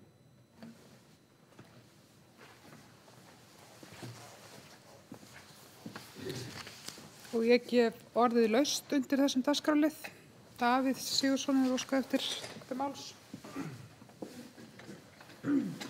Já, forseti, sveitarstjóri, aðrir sveitarstjórnarfulltrúar og áheyrendur.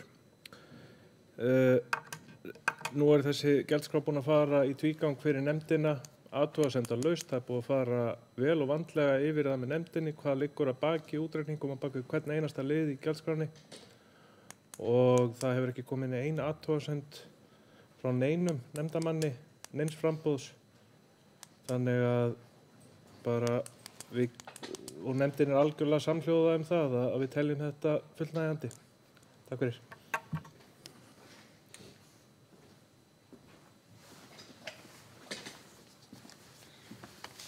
Og ég gef orðið laust áfram undir þessum dagskrárlið. Ég ætla að biðja varaforseta að taka við fundarstjórn sem ég óska eftir að kveða með hljóðs undir þessum dagskrárlið. Guðveig Eyglóadóttir hefur beðið orðið, gjörðu svo vel. Já, forseta fundar mig. Mér langar bara til þess að kveða með hljóðs undir þessum lið. Starfsmenn sveitarfélagsins vinna að því að útbúa gjaldskrá sveitarfélagsins fyrir okkur. Og ég ætla bara að segja það að ég treysti starfsfólki sveitarfélagsins fullvel til þess að vinna þessa gjaldskrár fyrir okkur og bera það saman við önnur sveitarfélög og þannig að við séum samkeppnishæf. Og ég ætla bara að fá að segja það að mér finnst það ósanngjarnt að óska eftir því að starfsfólk sveitarfélagsins fara að eyða löngum dögum og tímum í það að rökstyðja þá vinnu sem þau eru að vinna. Þau eru bara að vinna vinnuna sína nokkuð vel. Takk fyrir það.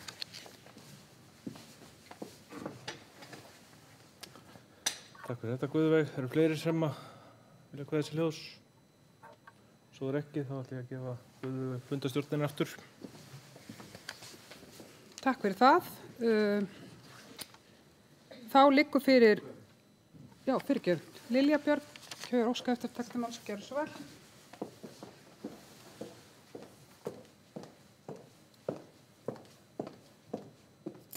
Forseti, sveitarstjórnarfulltrúar og aðrir áheyrendur.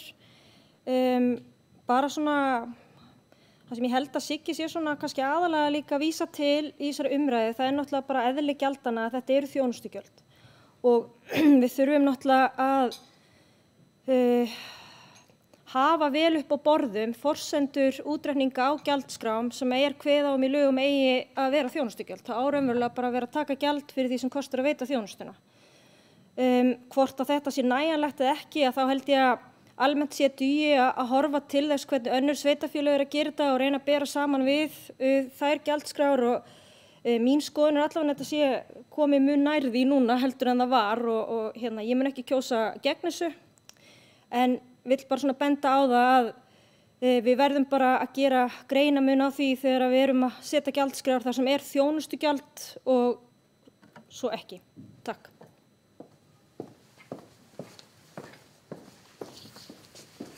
Og ég gef orðið ennþá laust undir þessu dagskrárlið. Bara ítreka það að það hefur farið í tvígang yfir það með nefndinni með hvað hætti þessa gjaldskrá, á hverju hún byggð. Þá liggur fyrir eftirfarandi bókun. Sveitarstjórn samþykkir framlagða gjaldskrá skipulagsfulltrúa. Ég bið þá fulltrúa sem samþykkja framkomna bókun að gefa merki. Og það samþykkt með 8 atkvæðum, einhver sem kann að vera á móti. Einn á móti. Þá erum við komin að dagskrárliði númer 10 og hefst á lesturinn. Þetta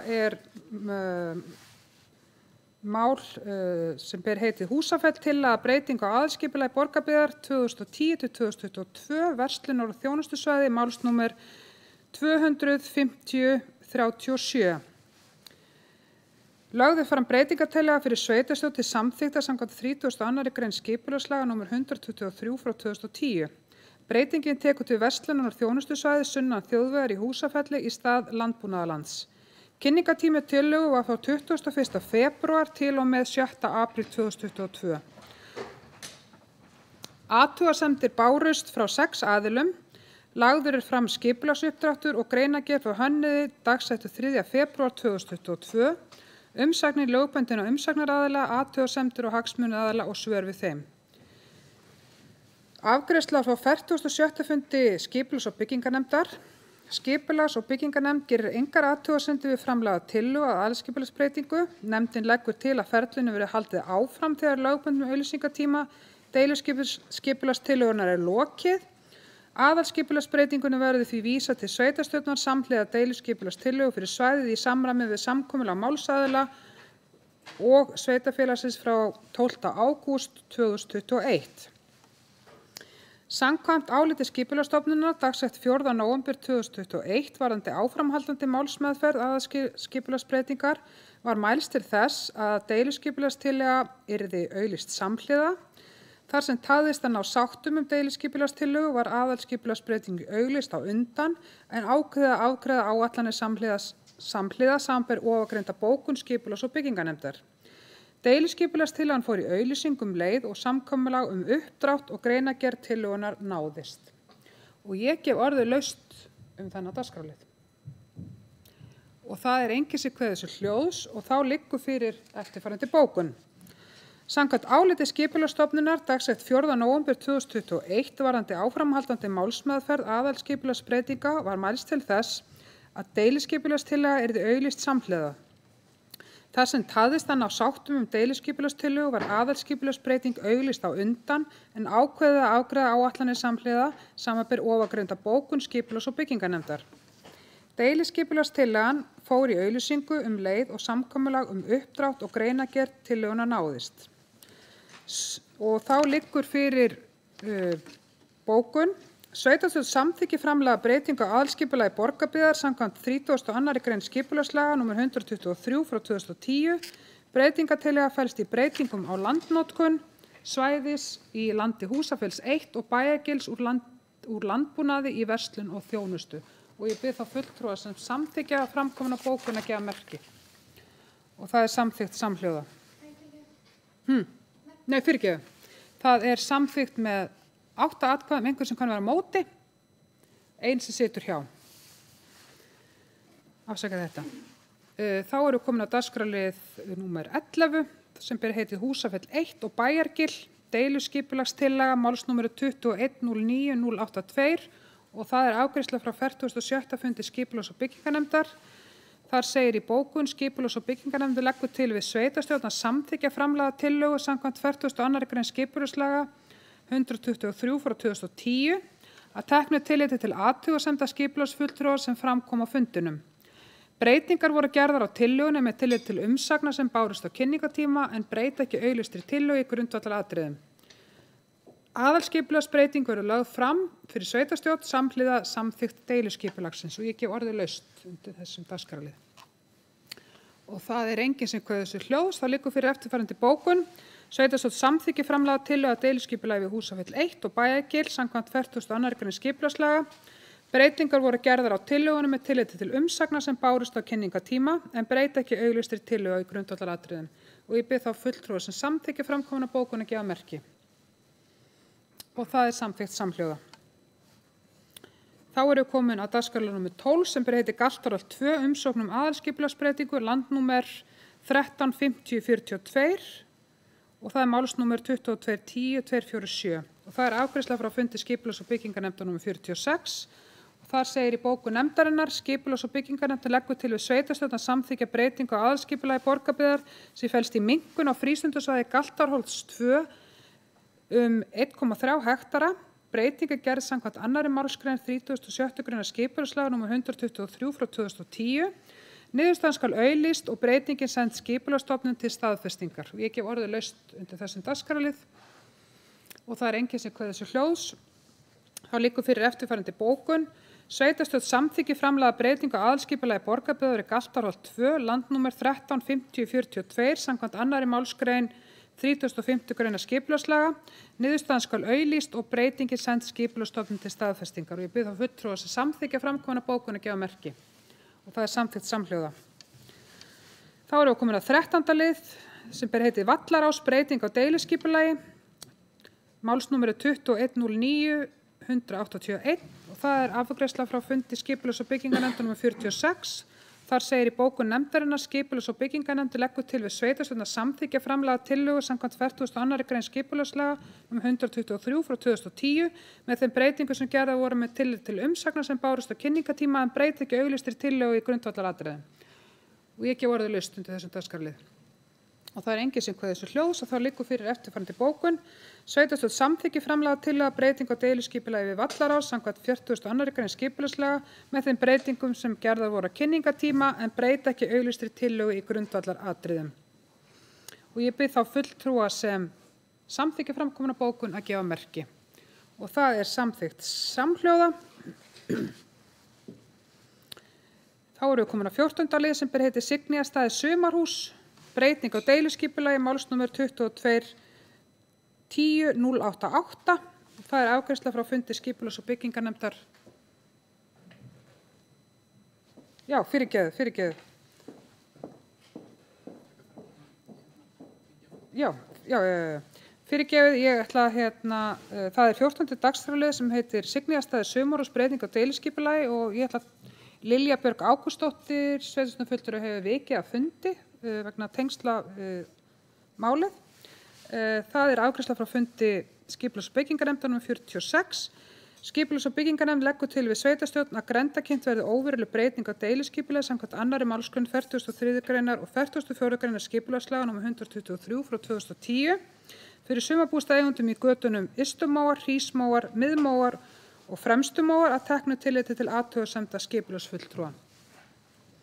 Og ég gef orðið laust undir þessum dagskrárlið og það enginn sem kveður þessu hljóðs. Þá liggur fyrir eftirfarandi bókun. Sveitarstjórn samþykkir að grenndarkynna óverulega breyting á deiliskipulagi við Signýjarstaði samkvæmt 2. málsgrein 43. greinar og 44. greinar skipulagslaga fyrir sumarbústaðaeigendum í götunum Ystumóar, Hrísmóar, Miðmóar og Fremstumóar. Þeir fulltrúar sem samþykkja framkomna bókun með að gefa merki. Og það samþykkt samhljóða og ég bið sveitarstjórnarfulltrúa Lilju Björg að koma aftur inn á fundinn.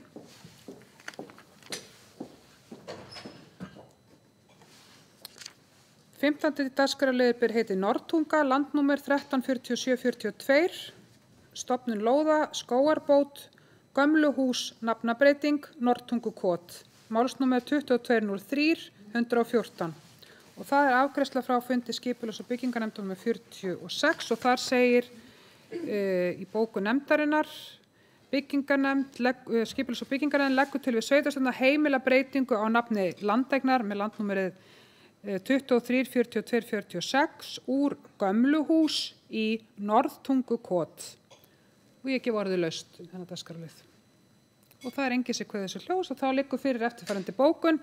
Sveitarstjórn samþykki breytingu á nafni landareignanna við Norðtungu, landnúmer 234246 úr gömluhús í Norðtungukot. Og þeir sem samþykja framlaga bókun gefa merki. Og það samþykkt samhljóða. Og þá erum við komin að 17. dagskrárlið sem ber heitið Signýjarstaðir, 13 málsnúmer Signýjarstaðir 134512, Refsstaður, umsókn stofnun lóðar, málsnúmer 22-10-209 og sveitarstjórnarfulltrúi Lilja Björg Ágústsdóttir hefur vikið að fundi undir þessum dagskrárlið. Og það afgreiðsla frá fundi skipulags- og byggingarnefndar nr. 46. Skipulags- og byggingarnefnd leggur til við sveitarstjórn að heimila stofnun lóðarinnar Refsstaðir, stærð 316 hektarar úr landi Signýjarstaða, landnúmer 134512. Lóðin verður nýtt sem landbúnaðarland. Ég gef orðið laust undir þessum dagskrárlið. Og það enginn sem kveður þessu hljóðs og þá liggur fyrir eftirfarandi bókun. Sveitarstjórn samþykkir stofnun lóðarinnar Refsstaðir, 316 hektarar úr landi Signýjarstaða, landnúmer 134512 og þeir sveitarstjórnarfulltrúar sem samþykkja framlaga bókun vinsamlegast gefa merki. Og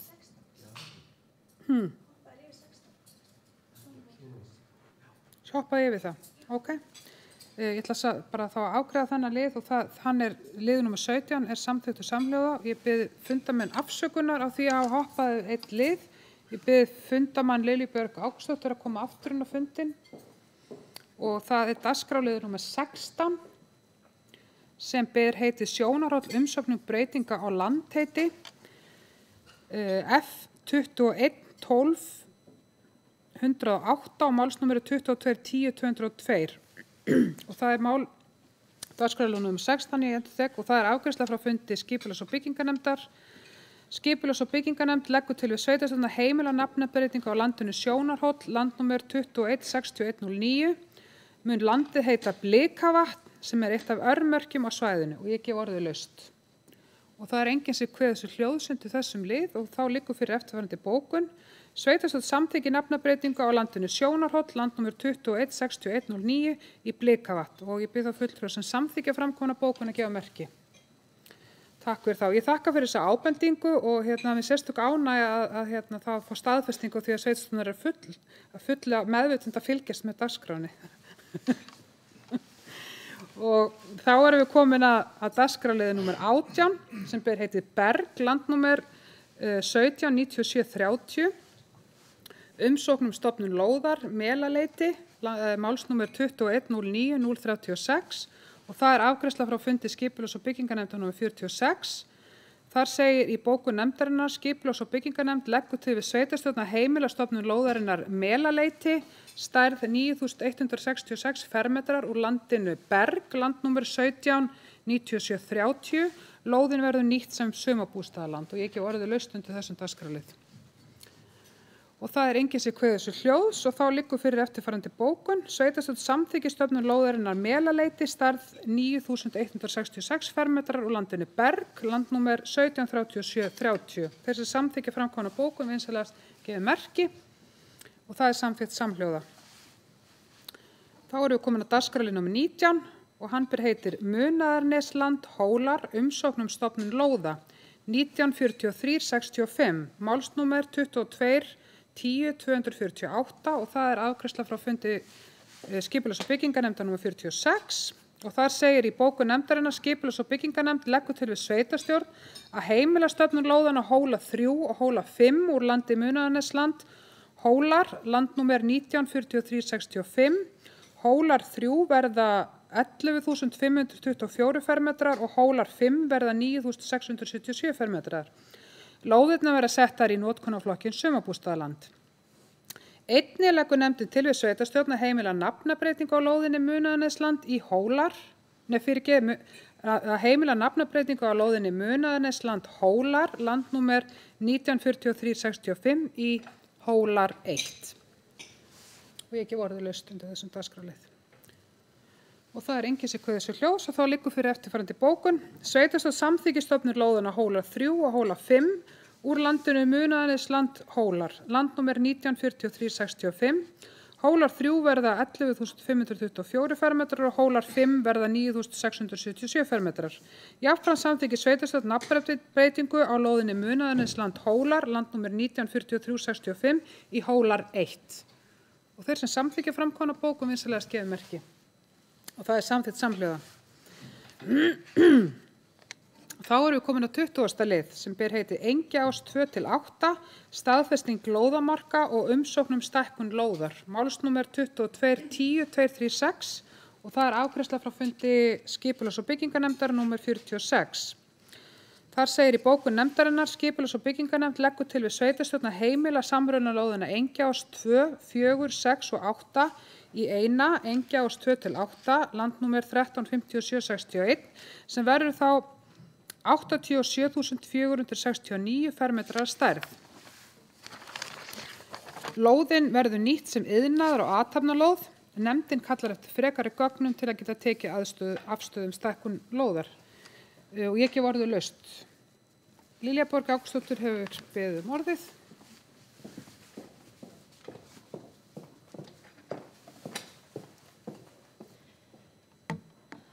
Forseti, sveitarstjórnarfulltrúar og aðrir áheyrendur. Kannski bara aðeins að fá útskýringar á því hvar málið statt af því að bókunin eins og hún lítur út frá nefndinni lítur þannig út að það hafi þurft að kalla eftir frekari gögnum til þess að kæmi einhver efnisleg niðurstaða í málið. Við sjálfstæðismenn erum ekki með fulltrúa inn í skipulags- og byggingarnefnd, þannig að maður þarf stundu svolítið að hafa fyrir því að setja sig inn í málin og ég nota bara tækifæri hér til þess að árétta það að það er mjög óheppilegt þegar framboð eiga ekki áheyrnarfulltrúa eða neinn aðila inn í nefndum til að geta fylgst með. En ég ætla að óska eftir því að fá upplýsingar frá formanni nefndarinnar umræður á þessum fundi og hvaða gögn og hvort þau hafi borist. Takk. Takk fyrir það, Lilja Björg, og orðið er ennþá laust undir þessum dagskrárlið. Davíð Sigurðsson hefur óskað eftir til máls. Já, forseti, ágæta sveitarstjórn og aðrir áheyrendur. Varðandi þetta mál að þá var þótti ekki heppilegt að sameina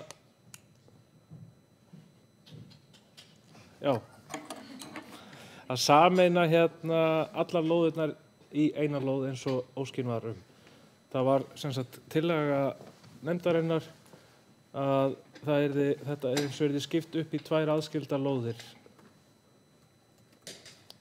Það snerist þetta. Og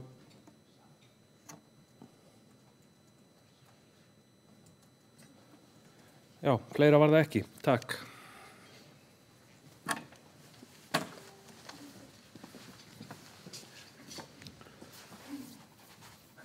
Já, ég gef orðið ennþá laust undir þessum dagskrárlið og það er enginn sem kveður þessu hljóðs og þá liggur fyrir eftirfarandi bókun sveitarstjórn samþykki samrunalóðina Engjaás 2, 4, 6 og 8 í eina lóð, Engjaás 2 til 8 sem verður á landnúmeri 135761, samtals 87.469 fermetrar og þeir sem samþykja framkomna bókur með að gefa merki og það er samþykkt samhljóða. Þá erum við komin á dagskrárlið nr. 21 sem heitir Brákarbraut 18-20, 18R, umsókn byggingaráform og byggingarleyfi, málsnúmer 2209-021 og það er afgreiðsla frá 47. fundi skipulags- og byggingarnefndar. Þar segir í bókun nefndarinnar skipulags- og byggingarnefnd leggur til við sveitarstjórn að heimila byggingarfulltrúa að samþykkja byggingaráform þar sem grenndarkynning hefur farið fram samkvæmt 44. grein skipulagslaga nr. 123/2010. Skipulags- og byggingarnefnd felur skipulagsfulltrúa að svara framkomnum athugasemdum. Og ég gef orðið laust undir þessum dagskrárlið. Og það er enginn sem kveður sér hljóðs og þá liggur fyrir eftirfarandi bókun. Sveitarstjórn felur byggingarfulltrúa að heimila byggingaráform að Brákarbraut 18-20 þar sem grenndarkynning hefur farið fram samkvæmt 44. grein skipulagslaga og ég bið það fulltrúa sem samþykkja framkomna bókun að gefa merki og það er samþykkt samhljóða. Þá erum við komin á 22. lög í dagskrá sem heitir Borgarbraut 14, umsókn byggingaráform og byggingarleyfi, málsnúmer 2208-019 og það er afgreiðsla frá 47. fundi skipulags- og byggingarnefndar. Skipulags- og byggingarnefnd leggur til við sveitarstjórn að heimila byggingarfulltrúa að samþykkja byggingaráform þar sem grenndarkynning hefur farið fram samkvæmt 44. grein skipulagslaga nr. 123/2010. Skipulags- og byggingarnefnd felur skipulagsfulltrúa að svara framkomnum athugasemdum og ég gef orðið laust undir þessum dagskrárlið. Og það er enginn sem kveður þessu hljóðs og þá liggur fyrir eftirfarandi bókun.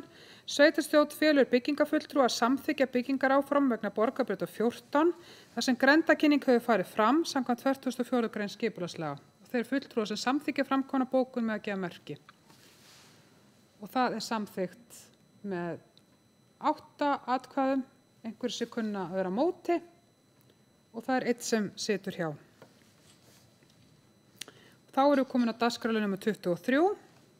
Innrafell er nafnið á þessum dagskrárlið, umsókn byggingaráform og byggingarleyfi, málsnúmer 2208-128 og það er afgreiðsla frá 47. fundi skipulags- og byggingarnefndar. Þar segir í bókun nefndarinnar skipulags- og byggingarnefnd leggur til við sveitarstjórn að heimila byggingarfulltrúa að samþykkja byggingaráform þar sem grenndarkynning hefur farið fram samkvæmt 44. grein skipulagslaga nr. 123/2010 og samkvæmt 3. málsgrein sömu greina er skipulagsnefnd heimilt að stytta tímabil grenndarkynningar. Ég gef orðið laust undir þessum dagskrárlið.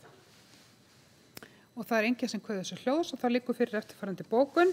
Sveitarstjórn felur byggingarfulltrúa að samþykkja byggingaráform við Innrafell þar sem grenndarkynning hefur farið fram samkvæmt 44. grein skipulagslaga. Tímabil grenndarkynninga var stytt þar sem staðfesting barst frá hagsmunaaðilum að þeir samþykkja áform. Og ég bið þá fulltrúa sem samþykkja framkomna bókun að gefa merki. Og það samþykkt samhljóða. Þá erum við komin á 24. liði dagskrárinnar sem ber heiti Grímastaðir 5, umsókn byggingaráform og byggingarleyfi, málsnúmer 2207-174 og það afgreiðsla frá 46. fundi skipulags- og byggingarnefndar og það segir í bókun nefndarinnar skipulags- og byggingarnefnd leggur til við sveitarstjórn að heimila byggingarfulltrúa að samþykkja byggingaráform þar sem grenndarkynning hefur farið fram samkvæmt 44. grein skipulagslaga nr. 123/2010. Og samkvæmt 3. málsgrein sömu greinar skipulagsnefnd heimilt að stytta tímabil grenndarkynningar. Og ég gef orðið laust undir þessum dagskrárlið. Og það enginn sem kveður þessu hljóðs og það liggur fyrir eftirfarandi bókun. Sveitarstjórn felur byggingarfulltrúa að samþykkja byggingaráform þar sem grenndarkynning hefur farið fram samkvæmt 44. grein skipulagslaga. Tímabil grenndarkynninga var stytt þar sem staðfesting barst frá hagsmunaaðilum að þeir samþykki áform. Þeir sveitarstjórnarfulltrúar sem samþykkja framkomna bókun vinsamlegast gefa merki. Og það samþykkt samhljóða. Þá erum við komin á dagskrárlið nr. 25 sem ber heiti Ásvegur 12, landnúmer 174790, umsókn byggingarleyfi, málsnúmer 2210-173, afgreiðsla frá 47. fundi skipulags- og byggingarnefndar. Þar segir í bókun nefndarinnar skipulags- og byggingarnefndar leggur til við sveitarstjórn að grenndarkynna byggingarleyfi fyrir hagsmunaaðilum í samræmi með 44. grein skipulagslaga nr. 123/2010, kynnt verði fyrir lóðarhöfum á Ásvegi 5, 7 og 10 og ég gef orðið laust. Og það enginn sem kveður þessu hljóðs og þá liggur fyrir eftirfarandi bókun. Sveitarstjórn samþykkir að fela skipulagsfulltrúa að grenndarkynna umsókn byggingarleyfi fyrir hagsmunaaðilum samkvæmt 44. grein skipulagslaga, kynnt verði fyrir lóðarhöfum á Ásvegi 5, 7 og 10. Þeir sem samþykkja framkomna bókun vinsamlegast gefa merki. Og það samþykkt samhljóða. Þá erum við komin á dagskrárlið nr. 26 sem ber heiti umsókn framkvæmdaleyfi ljósastaurar við göngustíga. Málsnúmer 2211-008 og það afgreiðsla frá fundi skipulags- og byggingarnefndar nr. 46 og þar segir í bókun skipulags- og byggingarnefnd leggur til við sveitarstjórn að fela skipulagsfulltrúa að grenndarkynna fyrirhugaða framkvæmd fyrir lóðarhöfum að Túngötu 26, Svíri, 27 Andabær og 28 Álfhóll. Rétt. Ég gef orðið laust. Það enginn sem kveður þessu hljóðs. Þá liggur fyrir eftirfarandi bókun. Sveitarstjórn samþykkir að fela skipulagsfulltrúa að grenndarkynna fyrirhugaða framkvæmd vegna ljósastöðva við göngustíg að grunnskólanum á Hvanneyri fyrir lóðarhöfum að Túngötu 26, 27 og 28 og þeir sem samþykkja framkomna bókun vinsamlegast gefa merki. Og það samþykkt samhljóða.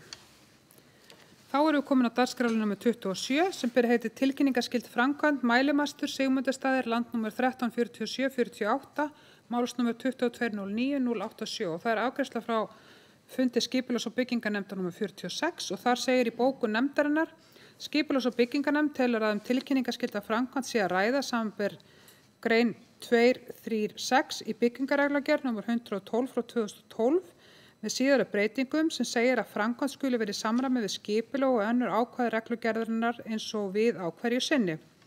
Skipulags- og byggingarnefnd telur að ekki séu unnt að heimila framlagða umsókn þar sem ekki fjallað rannsóknarmöstur í aðalskipulagi Borgarbyggðar 2010-2022 og auk þess ekki deiluskipulag á svæðinu eins og áskilið í grein 236 í byggingarreglugerð og felur byggingarfulltrúa að synja umsókninni.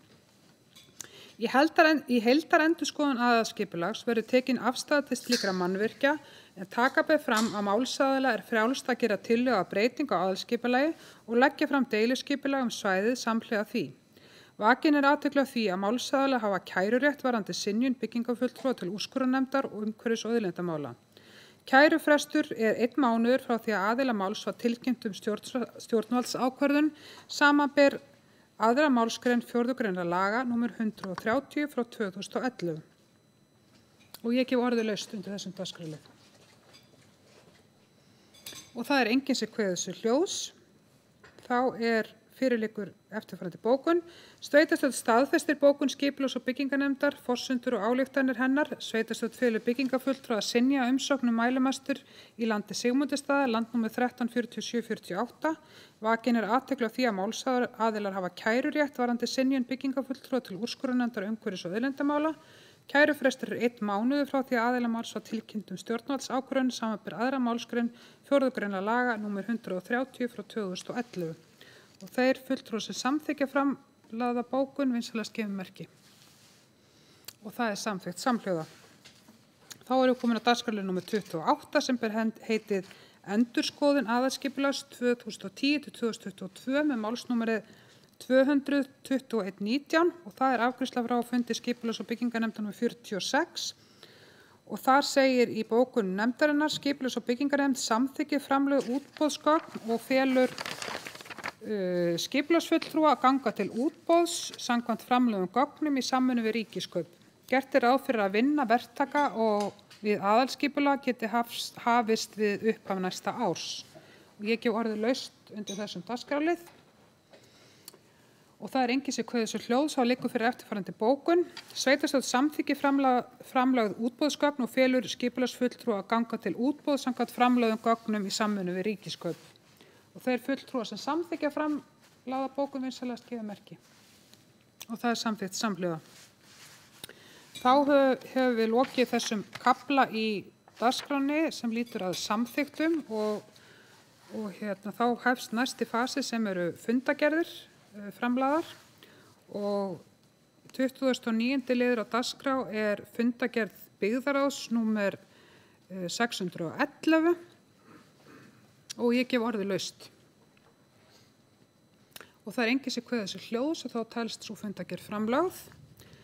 30. dagskrárliður fundagerð byggðarráðs frá fundi númer 612 og ég gef orðið laust. Og það enginn sem kveður þessu hljóðs og þá telst sú fundagerð framlagð. 31. liður á dagskrá fundagerð byggðarráðs númer 613 og ég gef orðið laust. Og það enginn sem kveður þessu hljóðs og þá telst hún framlagð. Þá við komin næst að fundagerðum fræðslunefndar og það eru 3 fundagerðir. Það hefur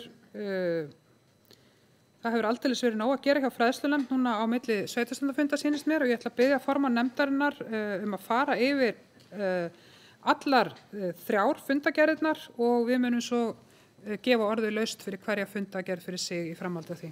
Gjörðu svo vel, Eður Ólafur.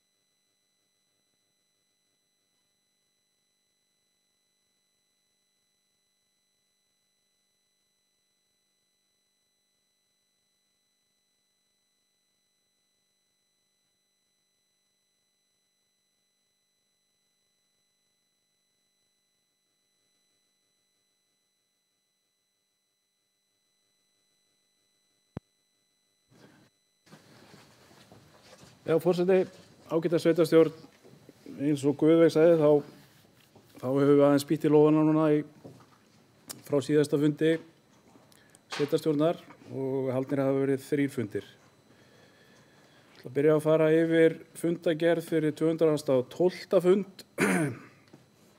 fræðslunefndar og þar á fyrsta mál á dagskrá kynning frá Menntaskóla Borgarfjarðar, skólaþróunarverkefni MB og menntun fyrir störf framtíðar. Ég langar kannski að byrja að nota tækifærið og óska skólanum og starfsfólki hans innilega til hamingju með þessa viðurkenningu sem þeim fengu fyrir, sem þeim var veitt á Bessastöðum, sem voru hinn íslensku menntaverðlaun, fengu ákveðin hvatningaverðlaun og ég held að við getum bara verið virkilega stolt af þessari viðurkenningu. Og ég átti samtal í gær við Ingvar sem að hjálpa okkur að móta aðgerðaráætlun við skólastefnuna og hann sagði að menntaskólann okkar hérna í Borgarnesi væri svona bara með merkilegri framförum á þessu menntaskólastígi bara sem að hann man eftir í öll þau ár sem hann hefur stundað þessa vinnu sem hann með minna hann sagt að það væri 40 ár, ef maður rétt. Þannig að við getum verið virkilega stolt af þessu. Þetta var sem sagt bara kynning frá Braga þetta samstarf það sem að Borgarbyggð hefur gert kvikuverkefnið og þetta samstarf náttúrulega það er skrifað undir það á þann hátt að þetta fer sem sagt undir fræðslumál. Þannig að allir sem falla undir fræðslumál eiga í raun og veru rétt á að notfæra sér aðstöðuna. Við höfum 15 tíma í mann rétt í viku og svo verður bara spil úr því hvernig þetta skiptist á milli deilda og skóla og annað. En það að sjálfsögðu líka möguleiki að þegar fram líður að það væri hægt að nota þessa kvikuna sem sagt meira á kvöld og í eftirmiðdaginn fyrir þá kannski aðra hópa heldur en akkurat skólahópa. Þannig að það nú allt opið. Númer 2, nú var fjárhagsáætlun fyrir leik-, grunn- og tónlistarskóla 2023 og Eiríkur Ólafs kom og fór yfir stöðuna og fór svona yfir umfang málaflokkana og forsendur við fjárhagsáætlunarvinnuna. Og svo var áformað að sviðsstjóri kæmi inn á fund nefndarinnar þegar fjárhagsáætlunarvinnan komin af stað. Númer 3 var gjaldskrá á fjölskyldusviði 2023. Þessari afgreiðslu var frestað reyndar til næsta fundar en mig grunar að hún hafi ekki flust á milli funda og það eitthvað sem við verðum að skoða og ég bara tók eftir þessu í dag þegar ég var að fara yfir að þetta fór alveg fram hjá mér. Mál númer 4, baráttudagur gegn einelti sem var í fyrradag, 8. nóvember. Ég held ég hafi nú sagt það hérna áður að það mikill einhugur í þessari nefnd að fylgja þessum málum svolítið stíft eftir og við höfum áhyggjur eins og held ég allir í þessum sal hérna og víða og núna framundan þessi vinna við áætlunaraðgerð fyrir skólastefnuna okkar og það stuðar mér pínu þegar ég les yfir skólastefnuna að það nánast ekkert minnst á eineltismál í henni. Og ég tel að við verðum bara að endurskoða það atriði inn í stefnuna áður en við getum haldið áfram með þessa vinnu. Og ég held að fræðslunefnd sé sammála með þar. Málefni númer 5 var skólastarf við tónlistarskóla Borgarfjarðar og það nú svona önnur stofnun sem ég held að við getum verið mjög stolt af líka. Það vægast sagt mikið líf og stórar hugmyndir þar og eins og við vitum þá verið að svolítið að víkka svið skólans meira inn á þetta listasvið sem að ég tel að sé mjög jákvætt skref. Mál númer 6 var forvarnateymi Borgarbyggðar. Við vorum nú með fund hérna í gær, mjög vel heppnaðan fund hérna á efri hæðinni sem svona kannski fyrsta stóra málið sem að þessi nefnd tekur í raun og veru fyrir og það var mjög ánægjulegt að sjá að það voru, ég nú ekki með töluna hversu mörg ungmenni voru en mér taldist til að það hefði verið eitthvað á milli 40 og 50 eldri og foreldrar en ég hugsa að barnahópurinn hafi verið töluvert stærri og bara virkilega flottar kynningar sem þar komið fram og hugmyndir og ég tel mjög mikilvægt að við svolítið ýtum þessu áfram og vinnum eftir einhver aðgerðaráætlun sem ég veit að sviðið að gera. Það mjög mikilvægt að taka þetta áfram til seinni stiga og fylgja þessu vel eftir. En sem sagt Sigríður Dóra kom inn á þennan fund og var að kynna þetta fyrir okkur og svona hvað væri framundan í forvarnamálum hjá okkur. Mál númer 7 á fjárhagsáætlun fyrir tómstundir 2023 og Sigga Dóra var náttúrulega einnig undir þessu lið og fór yfir tómstundaverkefni á vegum sveitarfélagsins, talaði mikið óðal, ræddi hugmyndar af mönnun og fjárhagsáætlunarvinnunni og ég veit að það eru miklar hugmyndir í gangi og ég vil pressa bara á okkur að fara að nýta þetta hús betur og þau hafa kynnti mín eru mjög svona skemmtilegar hugmyndir sem ég held að geti hjálpa mjög til við að auka fjölbreytileika og annað hjá þessum hópi krakka sem virðast vera að leita í kannski svona annað en þetta staðlaða íþróttapróf sem við erum að bjóða upp á. Þannig að það eitthvað sem við þurfum að taka umræðum á seinni stigum. Númer 8 voru sóknarreglunar 2022. Þær voru bara lagðar til fram til kynningar og þetta var semst fyrir grunnskólana í Borgarbyggð. Númer 10 var innleiðing á farsæld leikskólar í Borgarbyggð. Þarna var farið fram á hálfan skipulagsdag aukalega við innleiðingu á farsældarlögunum í leikskólanum og það var bara farið yfir þau mál, en þetta bara eitthvað sem fylgir þessari innleiðingu og við höfum svo sem lítið með að gera. Númer 11, breyting á skóladagatali, það þá fyrir Ugluklett. Það var lögð fram beiðni að færa skipulagsdag 2. janúar ef ég man rétt yfir á 18. apríl vegna námsferðar sem fyrirhuguð og fleiri mál eru ekki tekið fyrir á þessum fundi. Og þá það fundur, átti ekki að taka bara í beit? Jú, takk. Þá það fundur fræðslunefndar númer 213 sem haldinn var 31. október.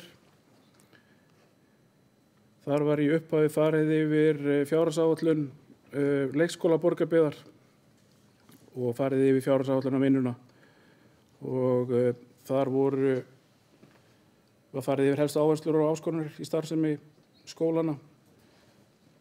Þarna var drög að fjárhagsáætluninni lögð fram fyrir hvern skóla fyrir sig og þær ræddar og eins og við vitum þá náttúrulega starfsmannamálin vega þungt. Stytting vinnuvikum komið þarna inn sem ákveðið svona flækjustig að útfæra á þessu leikskólastigi og einnig voru rædd þarna bara mönnunarmál og fleira.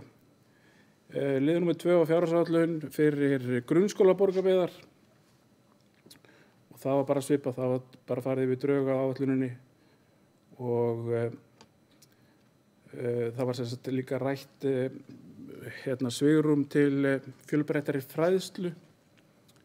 Það var rætt þarna lífsleikni, samkennd og bara veljan barna almennt, þannig að við fórum svona aðeins inn á þann þátt í leiðinni. Númer 3 var umræða innkaupastefnu möturita skólana. Telma Harðardóttir kom með bara þessa góða ábendingu sem snýr svolítið að því hvort að við séum að reyna eftir fremsta megni að versla í heimabyggð þar sem það á við og vorum bara að kalla eftir upplýsingum hvað það varðar. Mér skilst að það sé þannig að það sé reynt í þeim tilfellum þar sem það hægt en stundum bara verðmunur of mikill til að það sé hægt að réttlæta það.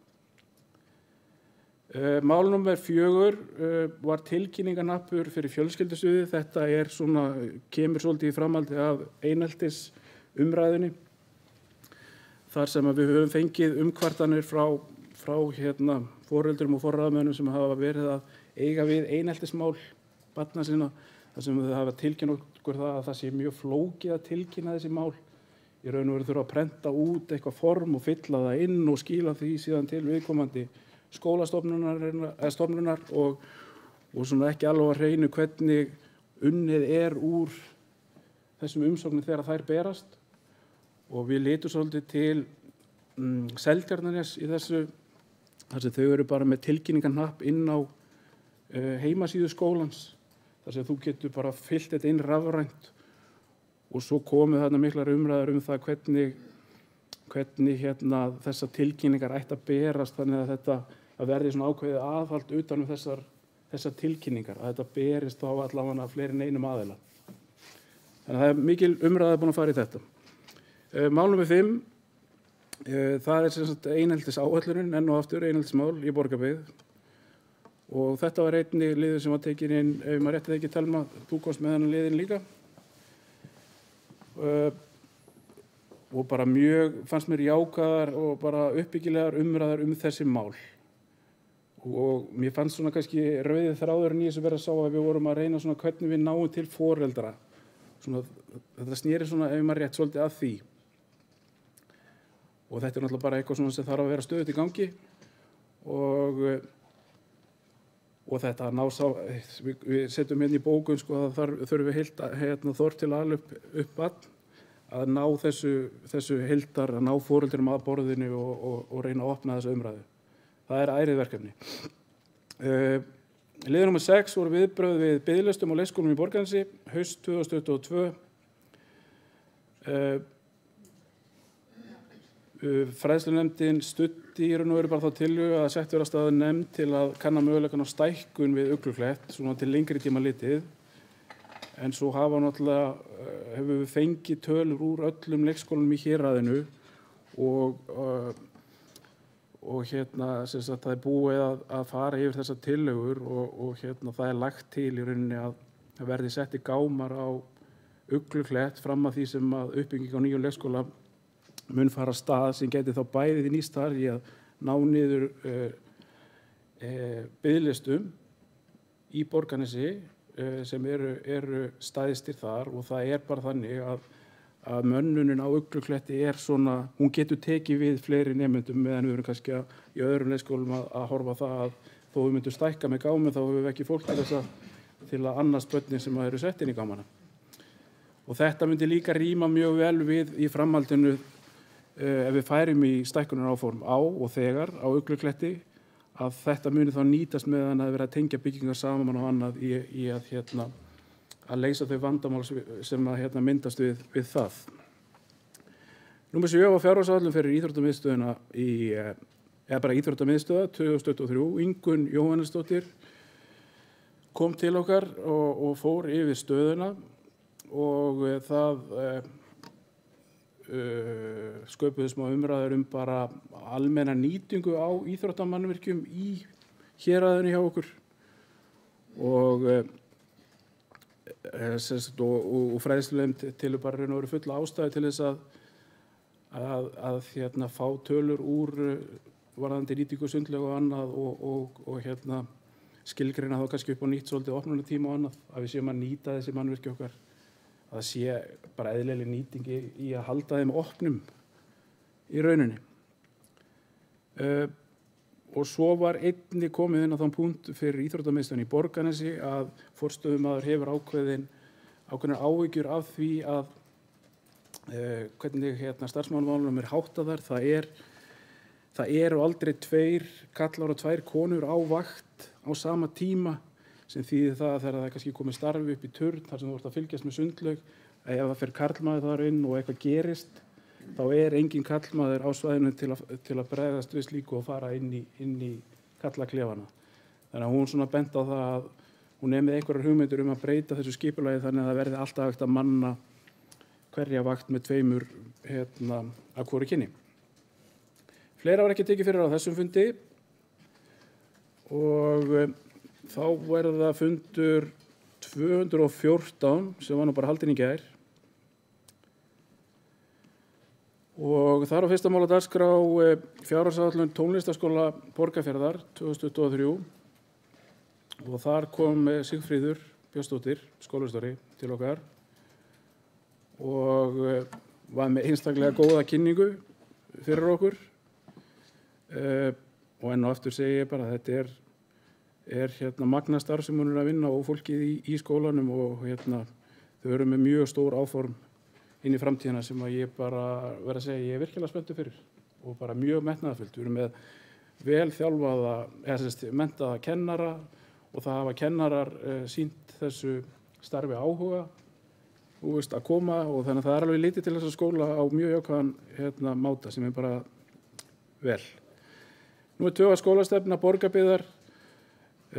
Ingvar Sigurgeirsson kom til fundarins og ætlaði að kynna fyrir okkur, og gerði fyrir okkur þá mótun sem framundan er í aðgerðaráætlun fyrir skólastefnuna og það var mjög bara fróðlegt að því við erum nú eiginlega öll ný við erum öll ný í fræðslunefnd að það var mjög gott svona að opna inn á þá umræðu en fyrir liggur engu síður að við þurfum að tilnefna núna fyrir fimmtudag í næstu viku, þar sem fyrsti fundur verður aðgerðaráætlunina og fyrsti vinnufundur, að við þurfum að tilnefna 2 aðila úr fræðslunefnd og kennarar eru núna að velja þá 1 kennara úr leikskóla og 1 kennara úr grunnskólum héraðsins og svo mun verða 1 starfsmaður Borgarbyggðar sem mun ásamt Ingvari leiða þessa vinnu.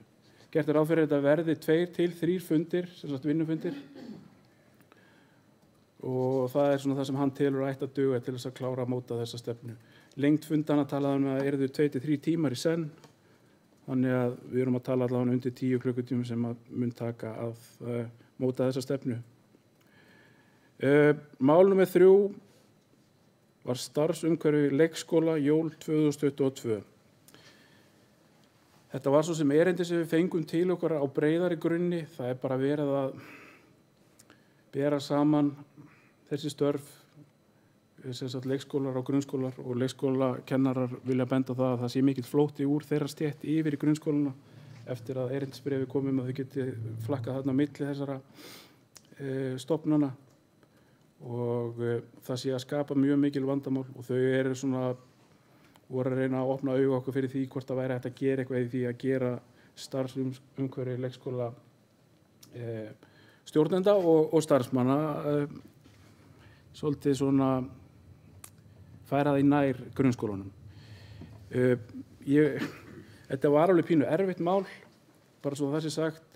Fræðslunefnd hefur vissulega skilning á þessum mismun í starfsumhverfi þessara stétta, en við sjáum okkur ekki fært að við séum að stíga þarna inn á þessu stigi.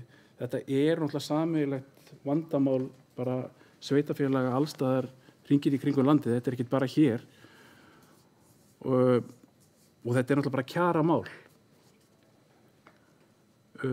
Þannig að við tókum og bókum það að við værum ekki til í að ganga þetta skref að þessu sinni, en til að koma til móts við hugmyndir leikskólastjóra sem á fundinum voru, eða leikskólastjóra að bættu starfsumhverfi, þá viljum við að þessi kannaður möguleikin á því að það verði hægt að fella niður bæði fæðisgjöld og leikskólagjöld milli jól og nýjárs eins og var gert í fyrra og vísuðum bara þeirri útfærslu til sveitarstjóra, bara til að koma móts við þennan hóp á einhvern hátt. Og fordæmið eins og ég segi, það til staðar. Númer 4 voru viðbrögð við biðlistum á leikskólum í Borgarnesi. Ég nú svolítið búin að fara yfir þetta. Þetta það sem ég var að ræða við ykkur áðan varðandi Ugluklett. Og svo sem ekkert meira við það að bæta. Og mál númer 5, það sem sagt kom inn beiðni frá amnefnd að hafa opið í sundlaugin í Borgarnesi 17. júní 2023. Það var biðlað til okkur að kanna það möguleika hvort það væri hægt að hafa opið. Við höfum átt samtal við forstöðumenn íþróttamannvirkja og bara leita til hans varðandi það hvernig hún líst á eða henni líst á þessar hugmyndir og þetta í raun og veru afgreitu við þann máta að við settum þetta nú bara svolítið í hendurnar á henni að klára málið en við sem nefnd fyrir að fyrsta ánum kannski svolítið skrítið þetta mál skildi koma inn til okkar en við sjáum ekki að það sé kannski mikil rök fyrir því að halda úti einum degi í sundlauginni í Borgarnesi sem kosti okkur líklega 500.000 krónur samkvæmt tölum frá forstöðumanni. En eins og segi þetta bara í hennar höndum eins og að taka ákvörðun það. Svo kom mál Svo það mál númer 6 sem ályktun UMSB jöfn tækifæri til íþróttaiðkunar. Virkilega brýnt málefni. Þarf það að fara? Nei, við erum bara að ræða þetta. Ég held að þurfa ekki að fara. Málið að við náttúrulega stöndum fram fyrir að þurfa að innleiða farsældarlögin. Það náttúrulega tekið mjög skýrt á þessum hlutum. Og ég skildi þessa ályktun bara þannig að við myndum ekki gleyma þessum hóp og kannski fara að hugsa bara strax til lausna í hvernig við ætluðum að koma til móts við hann og ég hef átt samtöl við UMSB og annað þetta og Ég bara verð að segja að það eru bara mjög góðar hugmyndir sem það eru í gangi. En þessi innleiðing mun alltaf taka 5 ár, jafnvel meira, innleiðing þessa farsældalaga. Þannig að það er að mörgu að hyggja, en ég bara fagna því að minna á þennan hóp og að sjálfsögðu munum við gera það. Númer 7 var frumvarp til laga skólaþjónustu.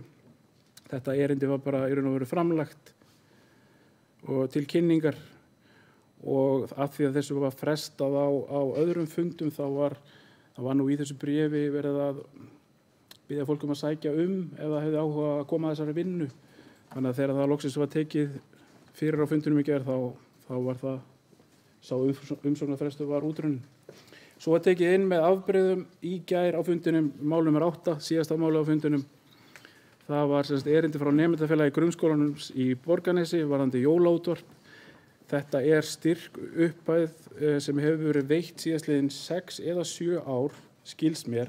Þetta er í fyrsta sinn sem þetta erindi kemur inn á borð fræðslunefndar. Og hvers vegna veit ég ekki, en fræðslunefnd sem sagt samþykkti þetta að veita þetta, eða allavega að láta sveitarstjóra kanna að það sé svigrúm fyrir þessu, en lögðum einnig til að það verði kannski lagt til að leggja fram uppgjör til sveitarfélagsins á rekstur útvarpsins, bara sem til að hafa eitthvað á baku þessa tölu sem þarna fara inn. Þetta er alveg peningar sem eru þarna undir.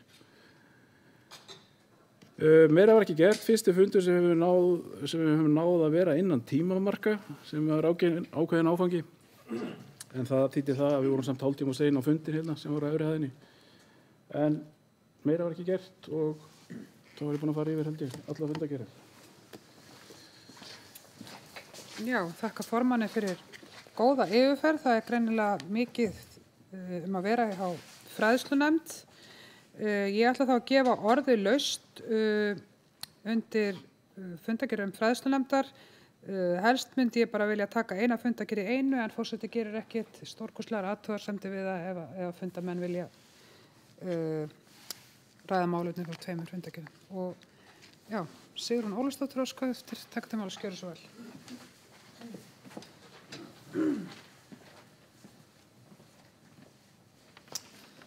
Forseti, sveitarstjóri, sveitarstjórnarmenn og aðrir áhorfendur.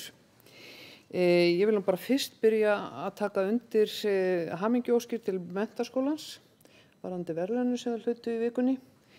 Það fyllir mann stolti þegar að maður sér fólk úr sveitarfélaginu trilla á Bessastað og taka við hérna verðlaunum, og þetta var svo sannarlega gaman og algjörlega þannig að þeir voru vel að þessu verðlaunum komin. Ég vil fagna líka því að sjá hversu margir fundir fræðslunefndar koma inn fyrir þennan fund, og lýsir það því að það er allt komið þar á fullan gang. Það eru nokkur mál sem að mér langar aðeins til þess að renna yfir, og fyrst náttúrulega, fyrst ég er að tala um eitthvað skemmtilegt í byrjun. Fundurinn sem var hérna í gær, haldinn af ungmennaráði Borgarbyggðar, starfshópi forvarnar og heilsueflandi og barnvænu samfélagi. Þetta er svo langt orð eða mörg orð að það flækist fyrir manni. Þetta var frábær fundur og þeir sem mista á honum mista miklu.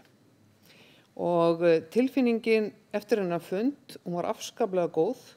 Þarna kom hópur af fullorðnu fólki og ungu fólki, skipti liði í byrjun fundar.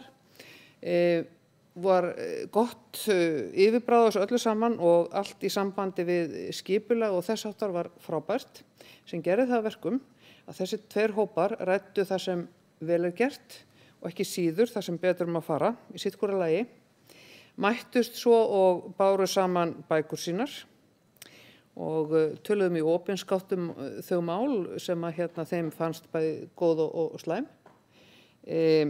Það komu niðurstöður og úrbætur sem voru náttúrulega mjög skemmtilega útfærðar hjá sérstaklega yngri hópnum, og mér fannst, ég var fyrst og fremst þarna til þess að hlusta, og mér fannst það alveg frábært hvað þau komin á marga þætti, bæði jákvæða og neikvæða, sem að nýtast okkur, og ég er alveg þannig þengjandi að ég bara bíð spennt eftir næsta fundi, og þá held ég að allir sveitarstjórnarfulltrúar ættu að mæta, því þetta var virkilega þarft og gott.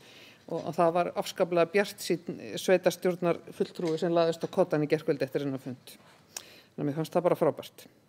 Varðandi skólastefnuna sem hefur verið að vinna í núna, þá finnst mér eins og kom fram í máli formanns hérna áðan, afskaplega mikilvægt, og þá segja afskaplega mikilvægt, að það sé flétta þar inn og hort til eineltismála. Við verðum árið 2022 taka þau mál föstum tökum, hafa þau þarna inni, vera vakin og sofin yfir þeim allstaðar. Og þetta kom einmitt fram í umræðum á fundinum í gær. Þetta rosalega ofarlega í huga margra þeirra sem að komu þarna á fundin. Þannig að við verðum að hlusta á það. Nú það annað sem að ég var akkurat að hugsa líka, það varðandi sig jöfnu tækifæri. UMSB kemur með gott innlegg þarna eins og Eðvar kom inn á áðan og ég held að við þurfum að hugsa mikið það og alla daga að reyna að stuðla því sem best að fólk og ungmenni búi við jöfn tækifæri og þá ég að velta vöngum yfir og ræða að það sé jöfn tækifæri til þáttöku í svona málum, bæði þegar horft á efnahag og ekki síður búsetu.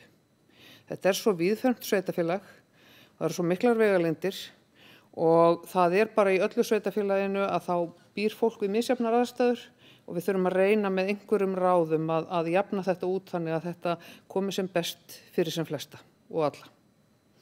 Mér langar líka að nefna eitt, það mikilvægi Óðals félagsmiðstöðurinnar. Ég segi fyrir mig bara að ég alltaf að sjá það betur og betur enn hverju viku hversu miklu máli þetta skiptir.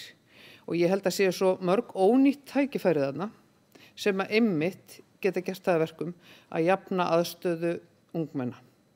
Jafna þeirra sem að búa hérna í Borgarnesi búsettir út í sveitunum og já, ég held að sé bara alveg endalaust tækifæri og ég treysti þeim óskaplega vel þeim sem að vinna í þessum málum núna í samvinnu við starfsfólk bæjarfélagsins að vinna þetta vel og ég held að við bara ítrekka það að hafa þetta að leiðarljósi. Þetta getur skipt mjög miklu máli þegar að kannski þeir sem ekki alveg endilega á kafi í íþróttum og fylgja því eftir heldur bara í raun og veru vilja efla sinn félagslega þroska og fá meira út í lífinu, að það sé hægt að stuðla því að byggja þarna upp og stækka og efla. Þannig að það var svona það sem ég vildi segja þessi mál. En bara enn og aftur, fundurinn í gær, hann var frábær, við vonum að vera framhald á þessu og þá hvet ég alla til að mæta. Takk fyrir. Takk fyrir það, Sigrún. Já, maður heyrt á ýmsum áttum að þessi fundur hafi sérstaklega vel heppnaður. En Thelma Harðardóttir hefur óskað eftir að taka til máls, gjörðu svo vel.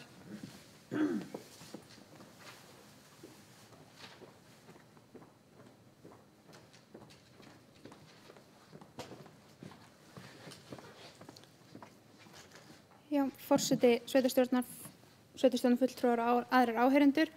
Mér langar bara að taka undir með Edda og Sigrúnu. Ég bara virkilega ánægð með hvernig fram reiðir í fræðslunefnd.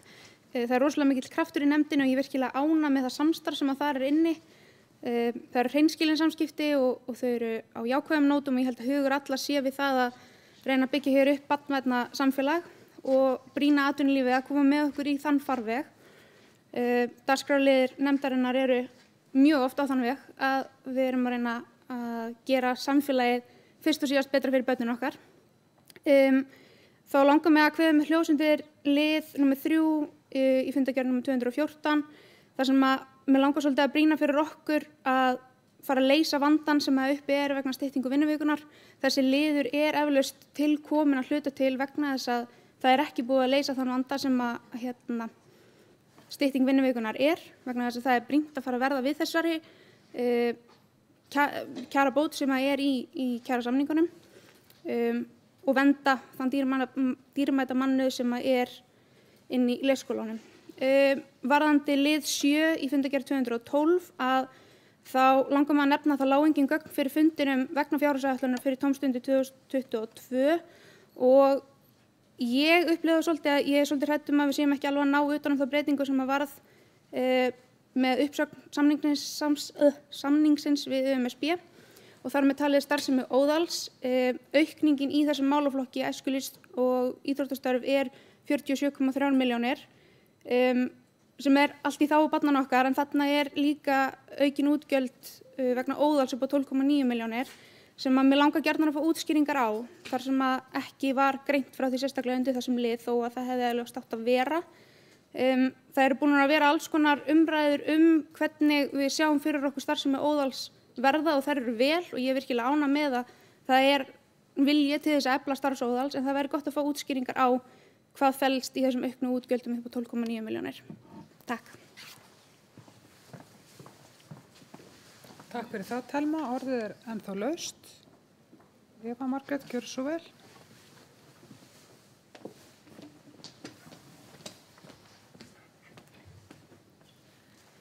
Forseti og aðrir góðir hálsar. Ég ætla að kveða með ljós undir lið, held að sé 34.5, þar sem að Eddi var að velta fyrir sér af hverju erindið frá atvinnumarkaðs- og menningarmálanefndinni varðandi 17. júní opnun íþróttaása hefði komið inn í fræðslunefnd. Þá er ástæðan sérst sú að það var ósk sviðsstjóra fjölskyldusviðs að það myndi fara til fræðslunefndar því að hún tekur ákvörðun í svona málum. Takk.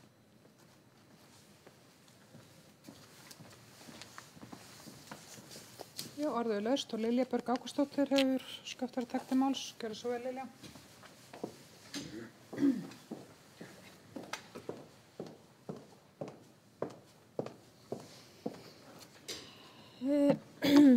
Forseti, sveitarstjórnarfulltrúar og aðrir áheyrendur. Ég er hérna með nokkur mál og fyrirspurnir sem ég langar að fara yfir og ætla bara aðeins að flakka á milli funda. Ég ætla að taka undir það sem fram hefur komið og bara að taka undir hversu ánægilegt það er að þessi verðlaun hafi komið hérna í Borgarbyggð fyrir menntaskólann og maður einmitt bara eins og Sigrún kom inn á fyllist ákveðnu stolti þegar maður sér í fjölmiðlum fjallað þetta mál og þetta er til sannkallara eftirbreytni. Mér langar líka að hrósa fræðslunefnd fyrir að gefa mikilvæga málum eins og einelti góðan gaum og umræðu inn í nefndinni af því að mögulega hefur kannski oft skort á það og það er erfitt að taka umræður svona persónuleg málefni inn í fræðslunefnd. Svona mál varða alltaf einhverja einstaklinga, það er einhverjarn undir og það er mjög erfitt að ræða einstaka mál út af því. En það er frábært að nefndin sé að gefa þessu gaum og sé að horfa til aðgerða til að sporna við slíku og mér leist nú bara ágætlega á þá tillögu sem kom fram hérna hjá formanni að reyna einhvern veginn að taka mið af þessu í skólastefnunni að því marki sem hægt er. Að sjálfsögðu viljum við ekki einelti viðgangist, hvorki í skólanum eða annars staðar í samfélaginu. Og ef við tökum það upp inn í stefnumörkun, skólastefnu, þá það náttúrulega gæta þess að sé samt einhvern veginn svolítið með jákvæðu yfirbragði. Þetta er stefna en ekki einhver svona reglur eða þannig. Þetta er meira svona stefnumarkandi plagg en svo má vinna alls konar svona verkferla út frá því og það er náttúrulega skólunum ber að hafa verklagsáætlun sem tekur gildi eða er gripið til ef að grunur leikur á að einelti sé til staðar og það er mjög mikilvægt að það leiðir séu virkjaðar og að fræðslunefnd geti haft pínu yfirsýn ef að sú staða kemur upp. En það er rætt að undir nokkru liðum fjárhagsáætlun og þá svona bæði áætlun næsta árs og málaflokka og þeirra stofnana sem heyra undir nefndina og ég kannski bara með eina svona almenna fyrirspurn varðandi þetta því að nú er ljóst af þeirri fjárhagsáætlun sem er lögð fram að það er rúmlega 9% aukning í þessu málaflokki eða þess hlutfall af tekjum er að aukast 9% sem gera það verkum að þetta er 57,75% af tekjum eins og staðan er í dag. Þetta er varhugaverð þróun af því þarna er heilmikið af fjármunum sveitarfélagsins fer þarna í gegn og þarna eru tækifærin til þess að fara vel með peningana. Við þurfum einhvern veginn að finna leið til að sporna við þessu. Við höfum í gegnum árin verið með, og bara nokkra hríð, verið með nokkuð hátt hlutfall í samanburði við þau sveitarfélög sem við viljum bera okkur saman við.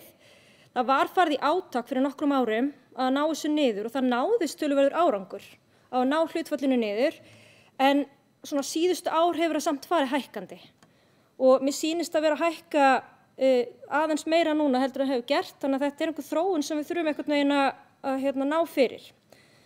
Þannig að spurningin kannski hvort að nefndin hafi rætt þetta eitthvað og mögulega þá einhverja tillögur í því skyni að reyna að bæta reksturinn og lækka hlutfallið.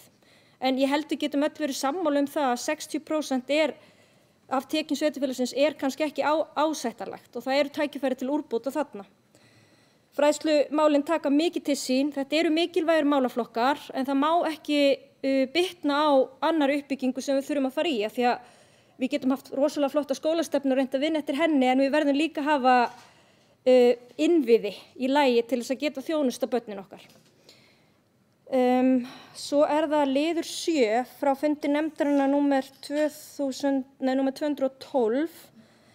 Telma spurði nú reyndar svolítið út í þetta áðan en kannski bara því að ég hef ekki heyrt umræðurnar sem fóru fram á þessum fundi og það kemur fram að tómstundafulltrúi hafi komið og farið eins yfir breytingarnar. Þannig að það væri rosa gott ef formaðurinn geti farið aðeins í því hvernig þessi breyting á því að stöðugildi fer frá UMSB og yfir til Borgarbyggðar, hvað fólst í þeim og hvað átt með viðbóta mönnun í bókuninni og hvort að þetta sé þá allur kostnaðaraukinn þessar 12 milljónir eða hvort það sé verið að vísa til einhvers annars þegar talað þessa viðbóta mönnun. Það sérst hvað mörg stöðugildi sem að fylgja þessu. Ef verið að bæta við stöðugildum eða þetta bara einhver svona kostnaðarauki óskilgreindur. Þá líka liður 4 í fundargerð 214. Það mál var reyndar líka rætt á síðasta fundi sýnist mér en það varðar biðlista í leikskólunum.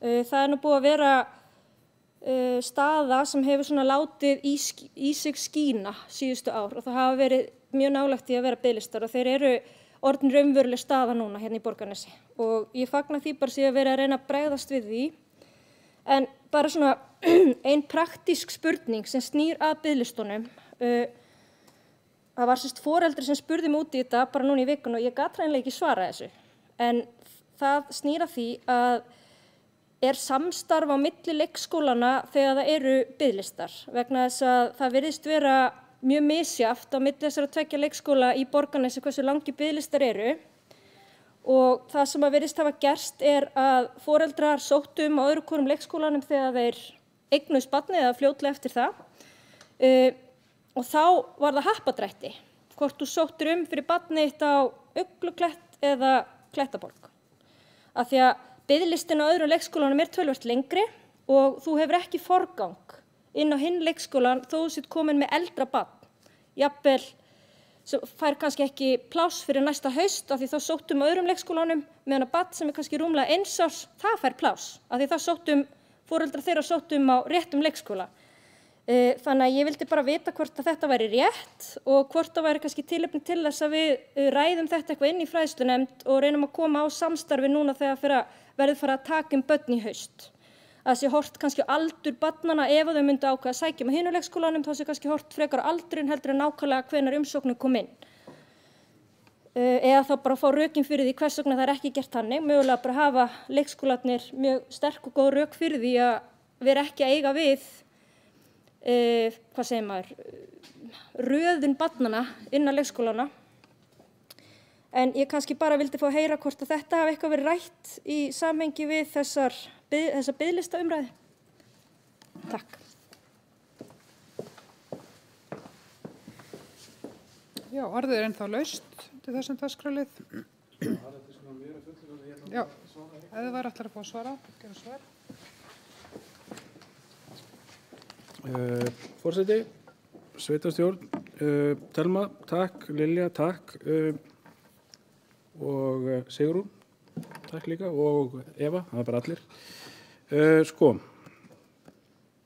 Ég sammála þér, ef ég fæ að byrja á þér, Lilja, varðandi einelti. Það mjög erfitt að ræða þessi mál inn í fræðslunefnd og við erum aldeilis búin að reka okkur á það. En ég tel nú samt að við séum komin svona með mjög svona virka stefni í þessu og mér finnst það vera svolítið að labba í takt sem sagt þessi nefnd þar. Varðandi Óðal, þá var þetta náttúrulega, þegar við fáum þetta inn á okkar borð, þá þetta fyrst og síðast aukin mönnun fram að áramótum. Þannig þetta lagt í okkar hendur. Óðal var búið að vera lokað í ákveðin tíma og launakostnaður þar að leiðandi lítill sem engin. Þannig að það voru til peningar fyrir þessari aukningu fram að áramótum. Ég get ekki séð að það hefði komið fyrir okkar nefnd eitthvað varðandi framhaldið. Þannig ég get ekki svarað svoleiðis spurningu. En ég held við ættum samt að hugsa, og það sem ég hef nú verið forstöðumaður í þessari ágætu stofnun, Óðali, að ég held að þeir peningar sem við leggjum þarna inn, þeir komi margfalt tilbaka í sparnaði annars staðar. Vegna þess að þarna eru bara einstaklingar sem eru að annast þessi börn okkar sem að ná til þeirra á annan hátt og það verður til ákveðið traust þarna og annað. Og ég veit að hugmyndundar sem að Óðal hefur í dag er að færa út kvíarnar og ég verð bara að segja fyrir mig að ég styð þær hugmyndir mjög mikið. Það eru til dæmis hugmyndir svona hluti þar sem skólanir hafa verið að taka til sín eins og til dæmis bara varðandi leiklist og annað. Hérna áður fyrir settum við alltaf upp leikrit í Óðali. Það var fengið leikstjóri og þarna voru 70 krakkar sem tóku þátt í því. Þú veist hvort sem það voru ljós eða leikmynd eða make-up eða leika eða hvað það var. Og mér finnst svolítið vera svona, ef við lítum bara söguna, þá erum við svolítið mikið að draga bara mjög merkilegt starf út úr þessari stofnun. Nú ég bara að tala um þessa stofnun, þetta á við á fleiri stöðum. Þess að við erum að draga út góða hluti, færa þau inn í skólana og eftir situr hvað? Þú veist, við erum bara með, til dæmis þarna, við erum með 70 einstaklinga þegar mest var sem að tóku í þetta 6 vikur pluss sýningar. Þetta var bara helling skóli, bara í framkomu í allavegna og þetta er ekki til lengur. Þannig að ég spyr mig, ég held við getum notað þetta hús miklu frekar og betur og mér finnst líka í þeirri umræðu verðum að horfa í uppsveitinnar og hvernig ætlum við að koma börnunum okkur þaðan hingað niður yfir og þannig að þau geti nýtt sér þetta líka. Ég lít á þetta starf sem mjög mikilvægt starf. Ég er örugglega að gleyma einhverju.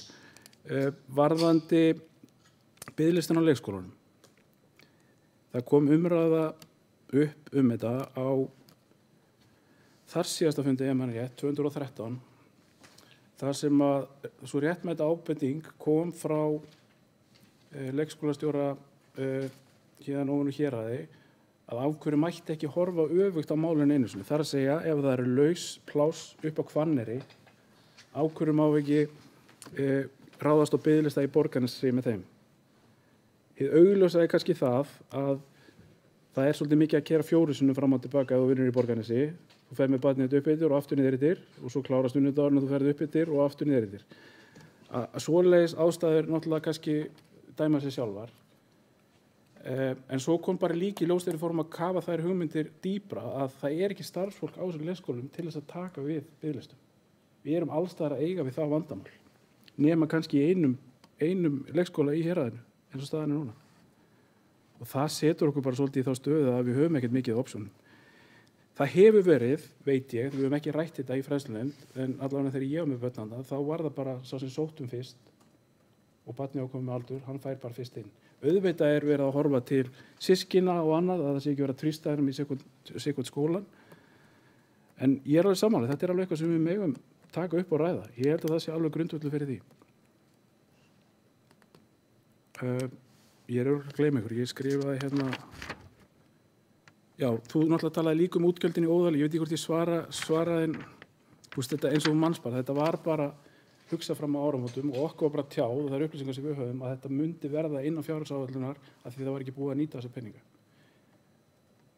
Þannig að, já, ég get ekki svarað því betur en það, en ég ætla samt að vona að við ætlum að halda þessu starfi áfram í Óðali. Takk fyrir. Takk fyrir það. Orðið er ennþá laust. Stefán Broddi verður skotið takk til máls. Gjörðu svo vel.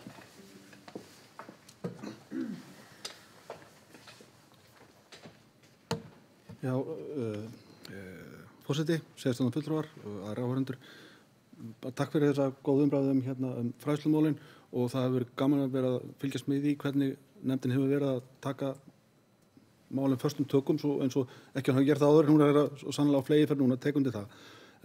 Eins og tekur dálítið til mín og okkar hjá sveitarfélaginu að við megum gera betur og hér á vísaði í framsetningu gagna til dæmis varandi tómstundastarfið og það eru þetta stór hluta því sem að stór hluta okkar verkefni starfsmann sveitarfélagsins, sérfræðingar sveitarfélagsins og mínu verkefni að tryggja það að þið kjörnir fulltrúar fáið nógu góð gögn í tíma til þess að mynda ykkur skoðun og taka góðar ákvarðanir. Þannig að við bara, þetta er eitthvað sem við tökum til okkar og ég tek til mín og við skulum hérna haldi áfram að veita mér þá aðhalda hérna til þess að tryggja það að svona gögn berist í tíma og góðu upplýsandi gögn. Kannski rétt vegna þá vikið aðeins að kostnaðarhækkunni að Sveitarstjórn fulltrúi Telma hún fór aðeins yfir þessa 48 milljóna króna hækkun á kostnaði við æskulis- og tómstundastarf. Bara svona til þess að setja hlutina aðeins í samhengi þá þetta er 12,8% hækkun á kostnaði við æskulis- og tómstundastarf milli ára. Það voru 380 milljónir cirka í fyrra. Þannig af þessu eru cirka 25 milljónir vegna íþróttamiðstöðvar í Borgarnesi og cirka 25 milljónir, cirka 12 milljónir vegna Óðals. Langstærsti hluti kostnaði við æskulis- og tómstundastarf eru laun til þess fólk sem er að vinna með börnunum okkar. Þannig að og það var svo sem ég var svarað áðan í hérna eða fólk held ég ágætlega yfir það áðan hvaða umræðu farið fram í nefndinni síðan starfsmannahald í báðum þessum stofnunum sem ég tiltek hér á undan. Þannig að svo varandi samstarf leikskóla, ég held að það er mjög gott samstarf milli leikskólana og leikskólastjórana en þetta er eitthvað sem að ef við sem sveitarfélag og við sem svona við getum einhvern veginn unnið að því og með í samstarfi við leikskólana og leikskólastjórana að svona auka flæðið þá er það þetta að sjálfsögðu eitthvað til þess að vinna með. Þannig að það er eitthvað sem ég get tekið til mín og til mín og okkar fólks. En aftur, ég ætla ekki að gefa mér það að það sé svona stór tækifæri í því að laga í raun og veru svona biðlista bara með samstarfi en eitt af þessum málum sem klárlega við skulum vinna áfram af. Takk fyrir það.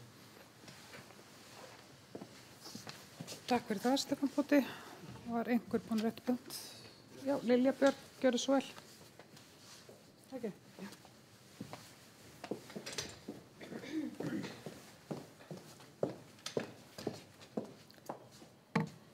Forseti, sveitarstjórnarfulltrúar og aðrir áheyrendur.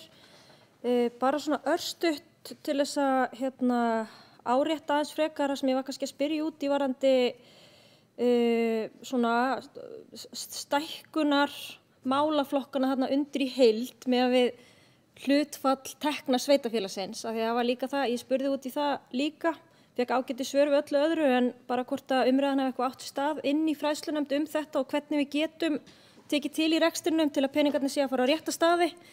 Ég er að sjálfsögðu mikill talsmaður félagsmála og tómstunda og vil að það sé bara með sem bestum hætti þannig að hendi okkar notendum hvar sem við búa í sveitarfélaginu og styð það sjálfsögðu en að samaskapi vil ég að við séum að fara vel með peningana og við horfum þegar við erum að auka stöðugildi. Það er mjög varhugavert af því að það er líka erfitt að segja upp og fækka stöðugildum ef það verður kannski staðan eftir ár.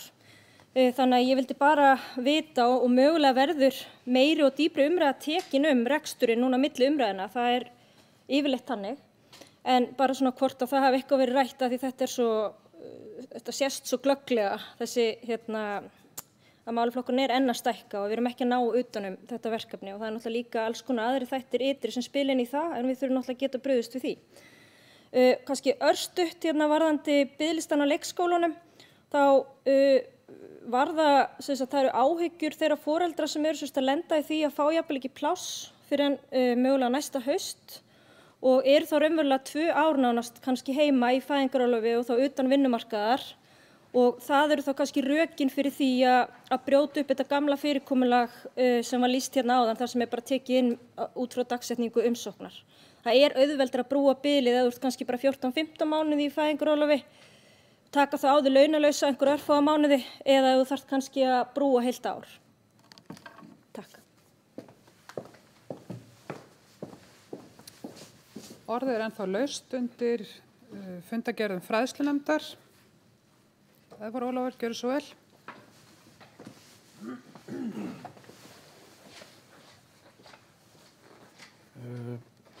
Forseti, sveitarstjórn, takk fyrir þetta Lilja.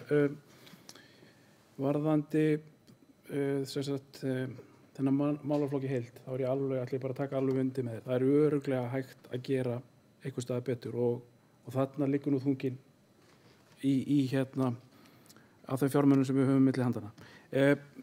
Ég hef samt ekki, við höfum ekki, að þú spurðir það hversu djúpt við höfum kafað í þetta, ég myndi segja við höfum ekki kafað mjög djúpt í þetta, en þegar við höfum fengið inn til okkar þessa aðila sem að bera ábyrgð á þessum málaflokkum, þá höfum við bara skynja það að þessi rammar og ég held að það rosalega vel unnið innan þessara ramma sem þau hafa. Og mér finnst svona, ef maður líka bara lítur aftur í tíman, að þessi rammar virðast hafa haldið mjög vel.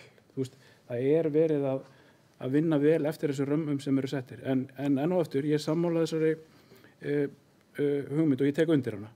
Ég tek líka undir eins og með Sigurði áðan þar sem við erum að hugsa bara svona lengra fram í tíman, þó það kannski ekki alveg við í þessar umræðu, en séum við að fara í stækkuna á skólum, þá verðum við að huga þetta til lengri tíma og þessi hugmynd með að setja þá jafnvel fyrst og annan bekk inn í þessa skóla tímabundið af því að við erum bara í vandræðum til þess að setja í Borgarnesi varðandi grunnskólanum, getum ekki stækkað hann mikið og það ég held að sé algjörlega þess virðið að hugsa þangað, það mun gefa okkur smá andrými.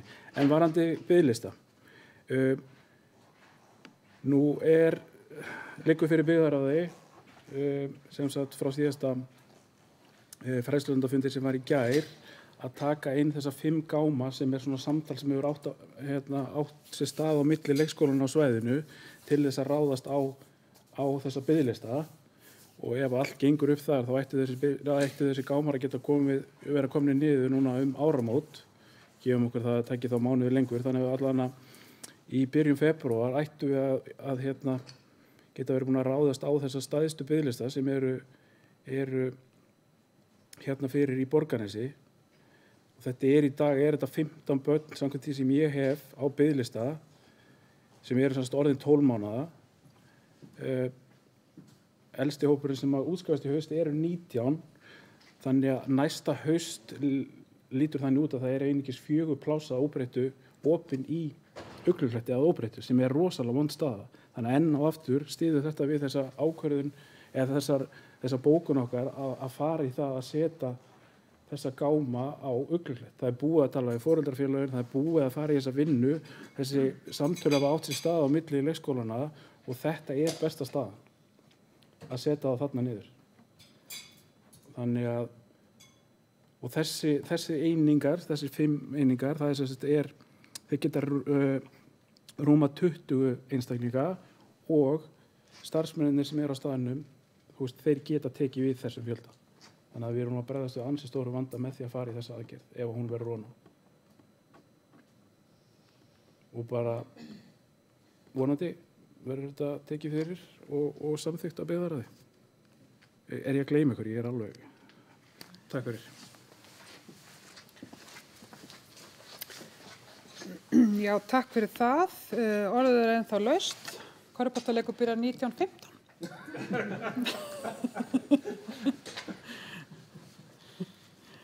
Já, orðið laust ennþá undir fundargerðum fræðslunefndar. Ef það ekki fleiri sem kveða sér hljós, þá ég ger nú ráð fyrir því að dagskrárliðirnir sem lúta að opnun íþróttu 17. júní og jólaútvarpsstyrkur fari inn í byggðarráð til afgreiðslu þar. En það gott að vera að koma með sjónarmið fræðslunefndar varðandi þau mál. Mér langar til þess að óska eftir 3 mínútna fundarhléi.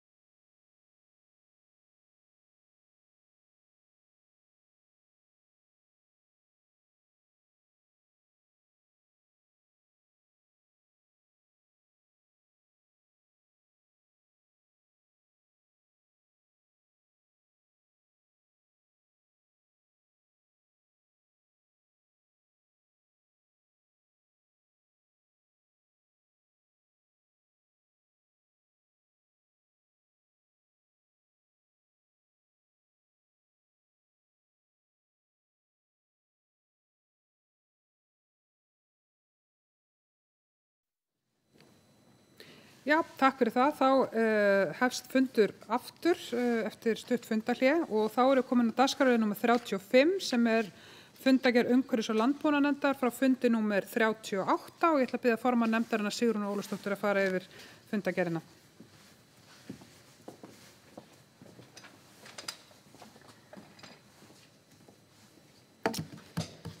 Forseti, sveitarstjóri, sveitarstjórnarfulltrúar og aðrir áhorfendur. Ég ætla að renna hérna yfir fundagerð umhverfis- og landbúnaðarnefndar, númer 38. Og þar var fyrsta málið varðar dýravelferðarmál sem búið að vera hérna á dagskrá nefndarinnar frá því 8. september. Og langar svona kannski aðeins að skauta svolítið yfir það mál og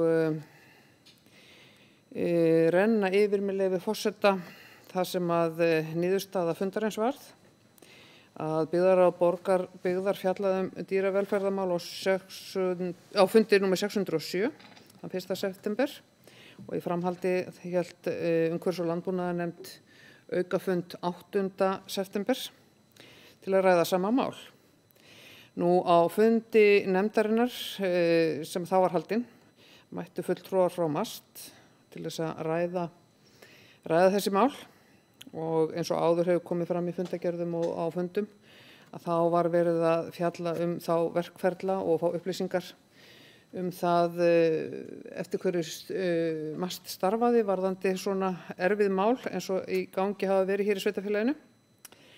Og á þessum fundi að þá var þetta rætt aftur og í ljósi þess að samkvæmt fréttum dagsettum 19. október voru 13 hross felld vegna óviðunandi holdastigs þeirra. Öðrum hrossum var skilað til umráðamanns en vísbendingar eru að enn séu nokkur fjöldi hrossa í viðkvæmu ástandi og skulu njóta sérstakarar umhirðu samanber tilkynningar á vef Matvælastofnunar dagsett 19. október. Síðan hefur ýmislegt gerst en kannski ekki þokast eða málið ekki þokast í nægilega góða átt og á þessum fundi nefndarinnar að þá ítrekar nefndin að ferlar sem MAST vinni eftir virðast gefa mikið svigrúm fyrir búfjáreigendur og telur nefndin að ekki sé gengið nægilega hart fram í að framfylgja þeim fyrirmælum sem búfjáreigendur gefin í málum sem þessum. Nú, það skemmst frá því að segja að nefndin ræddi þetta mál fram og tilbaka og niðurstaðan var sú að eftir þessar viðræður þar sem kom fram að í raun og veru almenningur hefur verulegar áhyggjur af þessum afdrifum þessara dýra og sem búa við óviðunandi aðstæður og auk þess getur þetta bara skaðað ímynd íslenskra landbúnaðar líka og bara sveitarfélagsins Borgarbyggðar. Þannig að nefndin hafði miklar áhyggjur af þessu og ákvað í framhaldinu að umhverfis- og landbúnaðarnefnd Borgarbyggðar myndi skora á Matvælaráðuneytið, Bændasamtök Íslands og Landssamband hestamannafélaga að beita sér í þessu máli og öðrum varðar velferð dýra. Nefndin felur deildarstjóra umhverfis- og framkvæmdamála að senda bókun nefndarinnar á eftirfarandi aðila: Matvælaráðuneytið, Matvælastofnun, Bændasamtök Íslands, Landssamband hestamannafélaga og til þingmanna Norðvesturkjördæmis. Og það skemmst frá því að segja að viðbrögðin eru ótrúlega lítil. Þannig að við í raun og veru svona stöndum eiginlega ennþá á sömu nótum og ég vildi í raun og veru komið þá tillögu að sveitarstjóra verði falið að boða forstjóra MAST til fundar við sveitarstjórn. Óska verði eftir því við MAST að stofnunin upplýsi framgang mála í framhaldi af fundi með umhverfis- og landbúnaðarnefnd í september. En það orðnir 2 mánuðir síðan og enn þetta mál í fjölmiðlum og virðist í raun og veru engan enda ætla að taka. Nú, ég myndi vilja í raun og veru að þetta væri bara rætt hvaða verkfæri vantar, hvernig hægt að bregðast við í svona málum þar sem óásættanlegt ástand í dýravelferðarmálum, að þá held ég að það verði að þrýsta á alla takka og alla þá sem að hugsanlega geta komið að þessum málum að koma þessi viðunandi farveg. Og mitt mat það að úrlausnir í svona málum, það bara þola enga bið. Og 2 mánuðir frá því að við funduðum með fulltrúum MAST, það finnst mér langir 2 mánuðir. Og ef að þetta eru virkilega ferlarnir sem þeir eru ætlað að vinna eftir, þá held ég að þeir þurfi virkilega endurskoðunar við. Það bara þannig að þegar að svona mál kom upp, þá þetta oft á tíðum sambland af mannlegum harmleik og hugsanlega vanrækslu eða öðrum þáttum. Og ég legg mikla áherslu á þetta, þar sem að mér finnst bæði velferð dýra og ekki síður manna vera í húfi varðandi þetta mál. Þannig að ég legg þetta til. En ég ætla að halda áfram með fundargerðina. En á þessum fundi þá var einnig rætt verkefni vegna innleiðingar á hringrásarhagkerfinu og það í raun og veru allt saman í ferli það mál og við erum einmitt að fara að funda núna á 5. og þá það mál enn á dagskrá og við í raun og veru frá síðasta fundi fórum á ráðstefnu Reykjavíkur þar sem þessi mál voru rætt, eins og þetta rætt á fjármálaráðstefnu sveitarfélagana og það svona víða sem að þessi mál taka mikið pláss í sveitarstjórnum. Nú, það 3. málið var ref- og minkæðing og þar fórum við yfir í framhaldi á gerð áætlanar fyrir næstu ár varðandi þessi mál og ræddum málin fram og tilbaka, bæði mönnun og kostnað og annað slíkt og fyrirhugað að ekki núna á fundinum á 5. heldur næsta fundi, síðasta fundi fyrir jól, að þá höfum við hugsað okkur að boða á þann fund þá sem starfa við refa- og minkæðingu hjá sveitarfélaginu. Nú síðan númer 4 á dagskrá að þá var lagt fram til kynningar gögn varðandi strandstíginn við Borgarnes og það mikil og glæsileg framkvæmd eins og farið yfir fjárhagsáætlun og rýnt í það allt saman. Síðan númer 6 bréf sveitarstjórnar og sveitarstjóra vegna ástands í Bjarnhólum. Ég held að það mál sé bara komið í góðan farveg og helstar í hendur gjaldskrármál sem voru tekin fyrir áðan. Umhverfisviðurkenningar, við erum eiginlega að játa á okkur næstum því afglöp en við sleppum nú fyrir næsta fund. Við ætluðum að taka bíltúr og taka út þá sem að tilnefndir voru í þessum umhverfisviðurkenningar tilnefningum og erum að klára það verkefni núna á miðvikudaginn, þannig að við eigum nú að geta flaggað þessu mjög fljótlega. Nú, númer 8 var snjómokstur í dreifbýli og það nákvæmlega eins þar að við erum búin að ræða það mál mjög mikið og leggja upp ýmsar hugmyndir. Það hefur mætt mikið á starfsmönnum sveitarfélagsins við aðstoða okkur í þessu öllu saman en við vonumst til þess að komast lengra með þetta mál núna á fundinum á 5.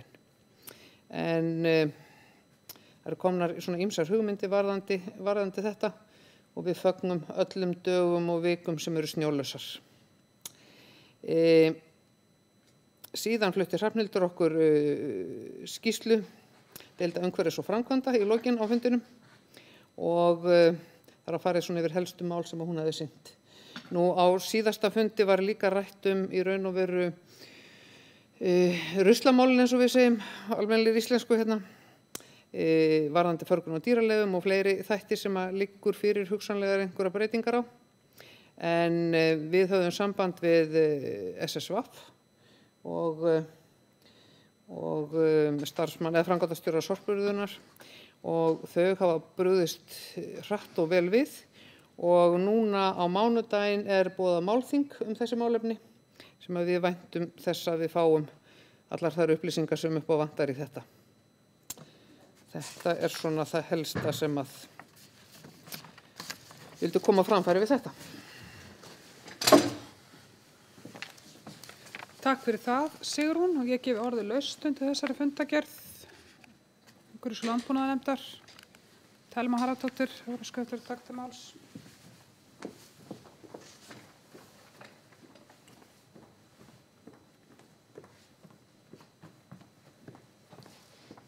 Ágæti forseti sveitarstjórnar, sveitarstjórnarfulltrúar og aðrir áheyrendur. Mér langar bara að þakka umhverfis- og landbúnaðarnefnd fyrir að taka svona alvarlega á málum dýravelferðarmál hérna í Borgarbyggð.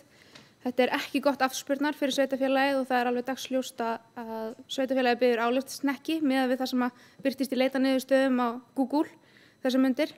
Þetta er ekki eina dýravelferðarmálið sem hefur komið upp hér í Borgarbyggð og eflaust ekki það síðasta og það er virkilega mikilvægt að halda MAST á tánum í þessum málum og ég fagna þeirri hugmynd að bjóða fulltrúa MAST á fund sveitarstjórnar til að ræða þessi mál nánar. Takk. Takk fyrir það, Thelma Harðardóttir, og orðið er laust undir þessum dagskrárlið. Það er ekki fleiri sem kveða sér hljóðs og þá ætla ég að bera upp tillögu formann nefndarinnar Sigrúnar Ólafsdóttur það að fela sveitarstjóra að boða á fund forstjóra MAST með sveitarstjórn.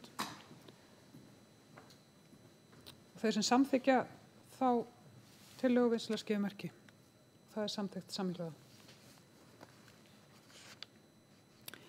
En mér langar áður en við höldum áfram þá hafa komið ábendingar að við förum aftur yfir nokkra dagskrárliði sem lúta að byggingarleyfum og að við tökum upp dagskrárlið 21, 22, 23, 24 og 27.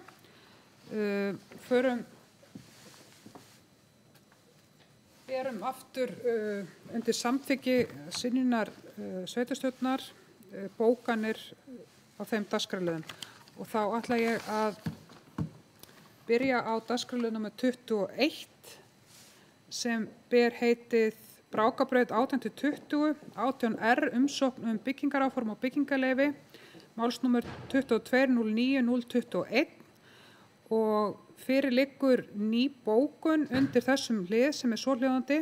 Sveitarstjórn heimilar byggingarfulltrúa að taka til afgreiðslu byggingaráform að Brákabraut 18-20 þar sem grenndarkynning hefur farið fram samkvæmt 44. grein skipulagslaga og ég bið það fulltrúa sem samþykkja þessa tillögu að nýrri bókun að gefa merki og það er samþykkt samhljóða. Og þá er það næstir dagskrárliður sem er nr. 22 og hann ber heiti Borgarbraut 14, umsókn byggingaráform og byggingarleyfi, málsnúmer 2208-019 og tillaga að nýrri bókun þar hljóða svo: Sveitarstjórn heimilar byggingarfulltrúa að taka til afgreiðslu byggingaráform vegna Borgarbrautar 14 þar sem grenndarkynning hefur farið fram samkvæmt 44. grein skipulagslaga. Þeir fulltrúar sem samþykkja nýja framkomna bókun vinsamlega skipið merki. Og það er samþykkt samhljóða. Þá er það 23. liður á dagskrá sem ber heitið Innrafell, umsókn byggingaráform og byggingarleyfi, málsnúmer 2208-128 og tillaga að nýrri bókun þar er svohljóðandi: Sveitarstjórn heimilar byggingarfulltrúa að taka til afgreiðslu byggingaráform við Innrafell þar sem grenndarkynning hefur farið fram samkvæmt 44. grein skipulagslaga. Tímabil grenndarkynninga var stytt þar sem staðfesting barst frá hagsmunaaðilum og þeir samþykkja áform. Þeir fulltrúar sem samþykkja framkomna nýja bókun vinsamlega skipið merki og það er samþykkt samhljóða. Þá er það 24. liður á dagskrá sem ber heiti Grímastaðir 5, umsókn byggingaráform og byggingarleyfi, málsnúmer 2207-74 og til að nýrri bókun þar í stað þeirra sem var hljóða svo: Sveitarstjórn heimilar byggingarfulltrúa að taka til afgreiðslu byggingaráform við Grímastaðir 5 þar sem grenndarkynning hefur farið fram samkvæmt 44. grein skipulagslaga. Tímabil grenndarkynninga var stytt þar sem staðfesting barst frá hagsmunaaðilum að þeir samþykkja áform. Þeir fulltrúar sem samþykkja framkomna nýja bókun vinsamlega skipið merki og það er samþykkt samhljóða. Og þá er það 27. liður á dagskrá sem ber heiti Tilkynningarskyld framkvæmd mælamastur, Sigmundarstaðir, landnúmer 134748, málsnúmer 2209-087 og tillaga að nýrri bókun er svohljóðandi: Sveitarstjórn staðfestir bókun skipulags- og byggingarnefndar, forsendur og ályktanir hennar. Sveitarstjórn heimilar byggingarfulltrúa að synja umsókn mælamastur í landi Sigmundarstaða, landnúmer 134748. Vakin er athygli á því að málsaðilar hafa kærurétt varðandi synjun byggingarfulltrúa til úrskurðarnefndar umhverfis- og auðlindamála. Kærufrestur er 1 mánuður frá því aðili máls var tilkynnt stjórnvaldsákvörðun samanber 2. málsgrein 4. greina laga númer 130 frá 2011 og þeir fulltrúar sem samþykkja framkomna nýja bókun vinsælda skefmerki og það samþykkt samhljóða. Takka fyrir þetta og fundaritari skráir þetta allt saman hjá sér. Þá komið að næsta dagskrárlið sem fundagerð velferðarnefndar. Ég þarf að biðja varaforseta að taka við fundarstjórn.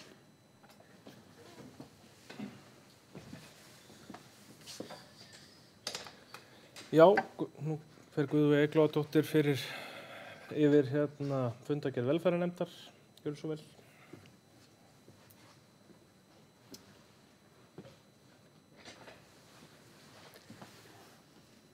Takk fyrir, ég ætla að skrá mig aftur inn á gáttina, afsakið það.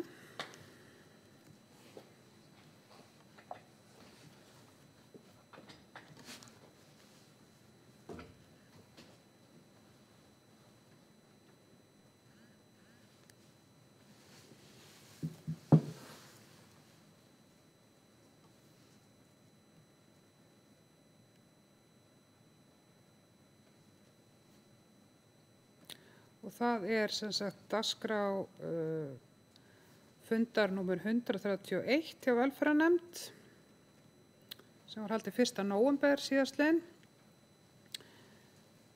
Það voru 6 liðir á þeirri dagskrá. Í fyrsti liður var afgreiðslur trúnaðarbók.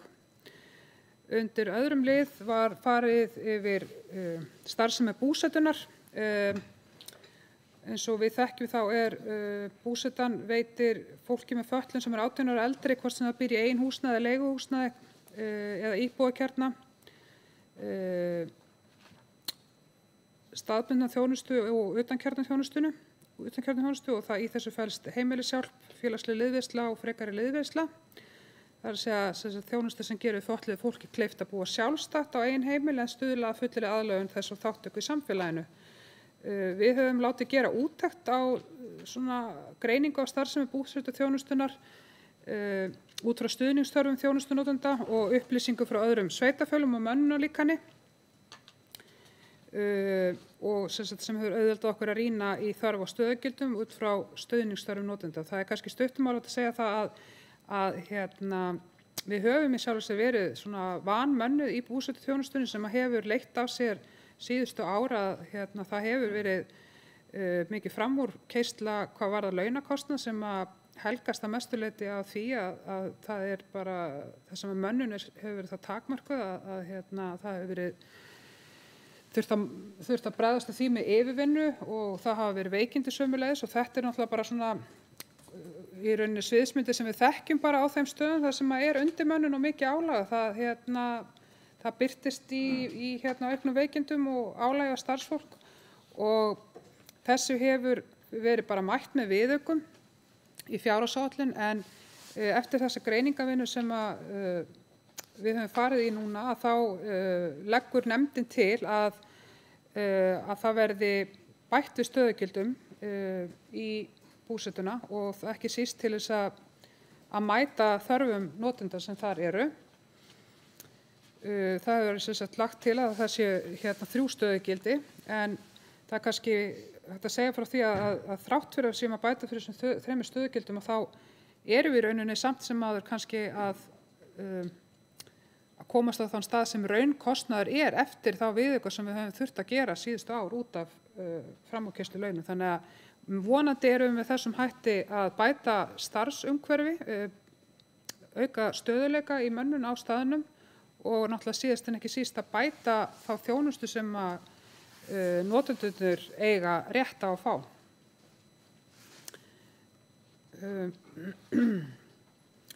Þriðji liður á dagskrá var heiti breyting á barnaverndarlögum og uppbygging barnaverndarþjónustu sveitarfélaga.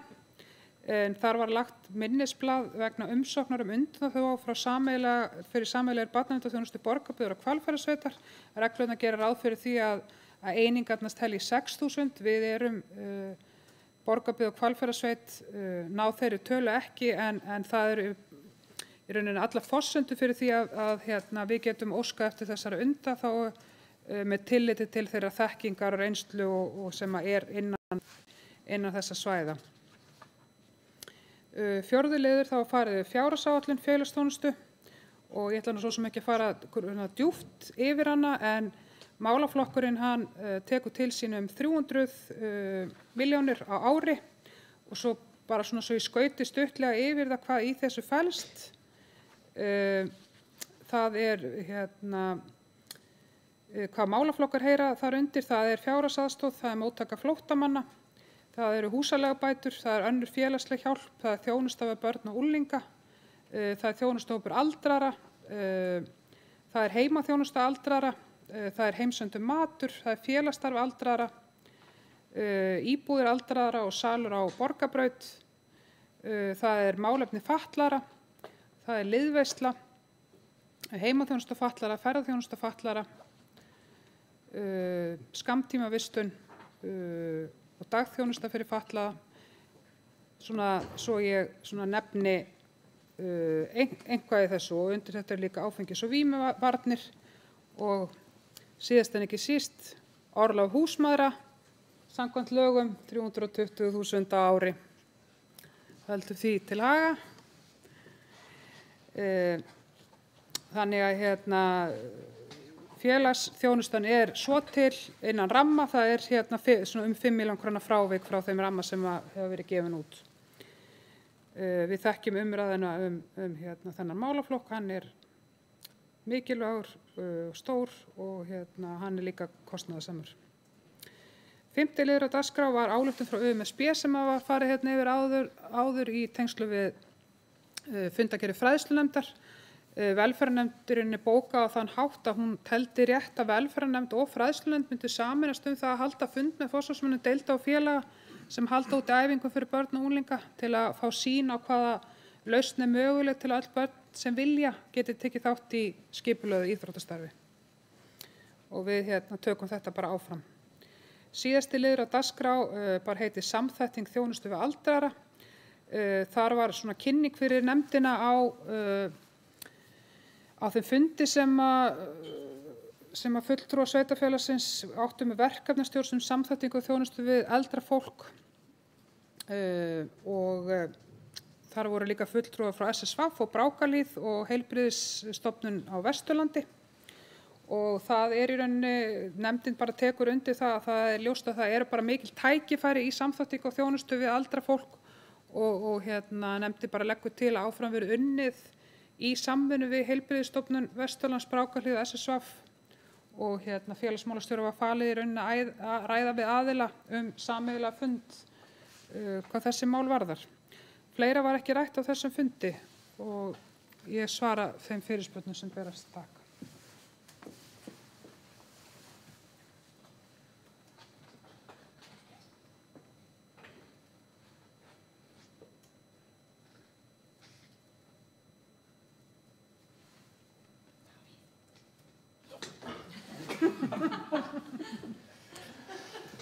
Takk fyrir þetta, Guðveig.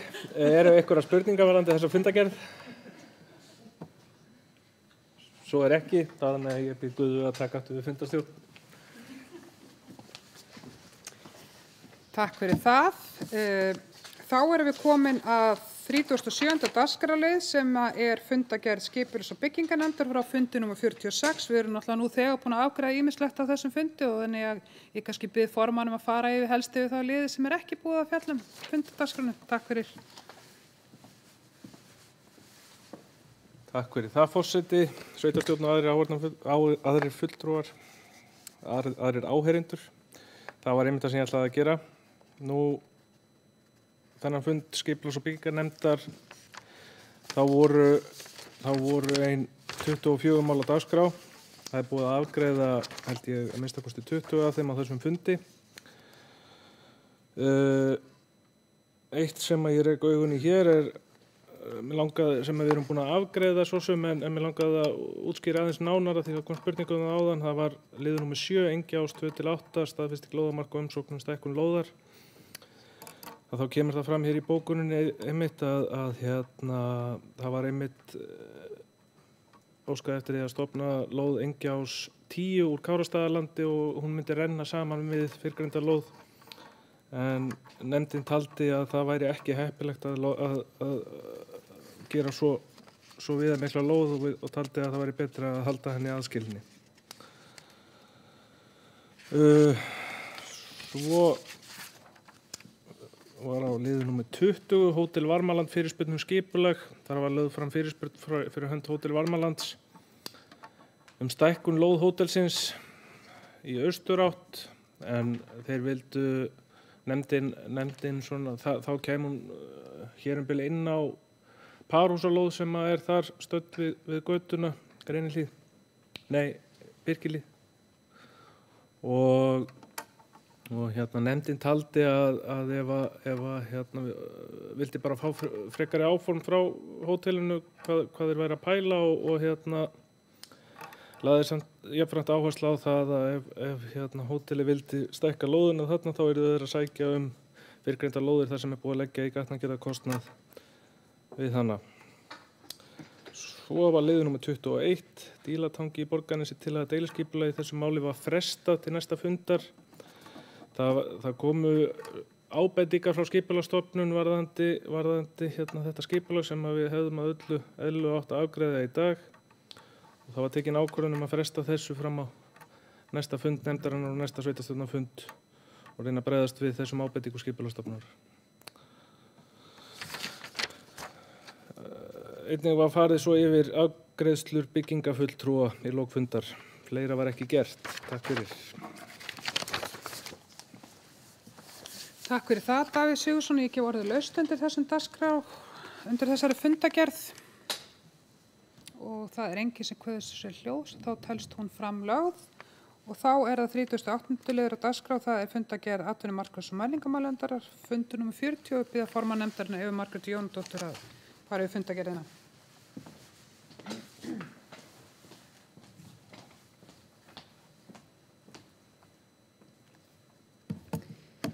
Forseti, sveitarstjórn, aðrir fundamenn og áheyrendur. Það eins og Guðveig segir, liður 38, fundur númer 40. Við byrjuðum eins og vanalega á skýrslu samskiptastjóra, en þar helst að frétta að loka drög að nýrri heimasíður komin og hægt að taka það þó áfram ef í það fæst fjármagn með nýrri fjárhagsáætlun. Það sem sagt verið að vinna að verkefnalýsingu svo allt sé klárt til að bjóða verkið út. Ljómalind óskaði eftir áframhaldandi fjárstuðningi vegna reksturs upplýsingamiðstöðvar sem að nefndin samþykkti með fyrirvara að slíkar heimildir gefist samkvæmt nýrri fjárhagsáætlun. En þetta hins vegar síðasta árið sem við ætlum að veita slíkan styrk, en í náinni framtíð vill nefndin að skoðaðar verði aðrar leiðir til þess að koma upplýsingum áleiðis til ferðamanna. En ég vil samt nýta tækifærið og þakka starfsfólki Ljómalindar fyrir sitt góða starf undanfarin ár. Forsvarsmenn föstudagsins dimma, þær Evalín Alfreðsdóttir og Heiður Hörn Hjartardóttir lögðu fram umsókn samstarfssamning vegna hátíða. Sú umsókn uppfyllti öll skilyrði fyrir slíkum samstarfssamning og var því samþykkt með fyrirvara að fjármagn verði staðar nýrri fjárhagsáætlun að veita það. Það var framlögð viljayfirlýsing héraðsskjalavarða þar sem kom fram að héraðsskjalasöfnin á landinu vilji vinna saman að því verkefni að koma upp sameiginlegu rafrænu móttökuveri. Nefndin fagnar eðlilega þeirri tillögu og telur að það sé mikið framfara skref og ætlar að fá að fylgjast með gangi mála í þeim efnum. Þóra Björk Ólafsdóttir, framkvæmdastjóri Safnaráðs, kom á fundin okkar og kynnti starfsemi Safnaráðs. Þórunn Kjartansdóttir, forstöðumaður menningarmála, satt með okkur undir þeim lið en erindið var bara mjög fræðandi og áhugavert. Það var rætt aðventuhátíðina 2022 en hún mun fara fram þann 27. nóvember næstkomandi með hefðbundnum hætti ásamt þó reyndar einhverjum nýjungum sem verða kynntar síðar. En ég hvet ykkur til að fylgjast sérstaklega með á heimasíðu og Facebook-síðu Borgarbyggðar þegar að formleg dagskrá verði birt. En Þórunn Kjartansdóttir satt einnig undir þessum lið. Bjarni Þorsteinsson, slökkviliðsstjóri, kom á fundin til okkar þar sem við í nefndinni ásamt honum og Þórunni Kjartansdóttur ræddum hvernig halda mætti upp á 100 ára afmæli slökkviliðsins sem á næsta ári. Þetta var mikið hugarflug og óhætt að segja að hugmyndirnar hafi verið óteljandi, en nefndin telur að það þyrfti að setja saman starfshóp sem að gegnir því hlutverki að sjá undirbúning afmælishátíðarinnar. En við sjáum svo til hvort að sú tillaga verði samþykkt af byggðarráði, en það mun bara koma í ljós síðar. Það var framlagt erindi frá Markaðsstofu Vesturlands þar sem óskað var eftir endurnýjun á samstarfssamningi við Markaðsstofuna fyrir árið 2023, en hann kostar 35.000 krónur án vask og nefndin samþykkti endurnýjun á þeim samningi og það er svo sem ekki mikið að segja það annað. Við ræddum aðeins markaðsherferðina sem fór fram núna síðastliðið sumar og skoðum árangur hennar. Mikil áhersla var lögð á ljósvakamiðla og samfélagsmiðla sem að náði þokkalegum árangri. Tölfræðin sýnir okkur að myndbönd eru að ná talsvert betri tíðni en myndefni og þá sérstaklega á samfélagsmiðlum. Svo það er svona kannski það sem við erum að fara að horfa á mest fyrir kynningarefni 2023, að nota þá í grunninn þar sem að til er nú þegar og hefur virkað, en vonandi líka byggja ofan á það í framhaldinu. Nefndin ásamt Maríu Neves, okkar samskiptastjóra, hefur auglýst núna súpufund þann 15. nóvember næstkomandi í Hjálmakletti sem hefst stundvíslega klukkan 11. Þessi súpufundur hefur þann tilgang að stjórnsýslan og atvinnulífið eigi samtal. Samtal það hvernig hægt er að hlúa þeim fyrirtækjum sem starfa í Borgarbyggð, greina hvar skóinn kreppir og hvernig er hægt að hjálpa okkar fyrirtækjum að vaxa. Og ég vil allavega hvetja ykkur öll til að mæta á þennan súpufund og eiga samtalið því að það er fyrsta skrefið í áttina þangað sem við ætlum að stefna í atvinnumálum. En skráningaformið er að finna á heimasíðu Borgarbyggðar ásamt frekari upplýsingum dagskrá fundarins. Að lokum þá var framlögð fundagerð Menningarsjóðs Borgarbyggðar að fundi númer 35 sem fór fram þann 29. september síðastliðinn, en alls bárust Menningarsjóði 15 umsóknir núna af bara fjölbrettum og flottum verkefnum, en þar af voru 8 umsóknir sem uppfylltu skilyrði varðar úthlutunarreglur og fengu þá styrk frá 2 og upp í 300.000 krónur hvert. En það er upptalið. Ég þakka fyrir mig og gerir ráð fyrir að það verði engar spurningar þar sem leikurinn byrjaður. Ég hugsa við gefum fólki svigrúm til þess þó, en ég gef orðið lausstund í þessum dagskrárlið. Lilja Björg Ágústsdóttir, gjörðu svo vel.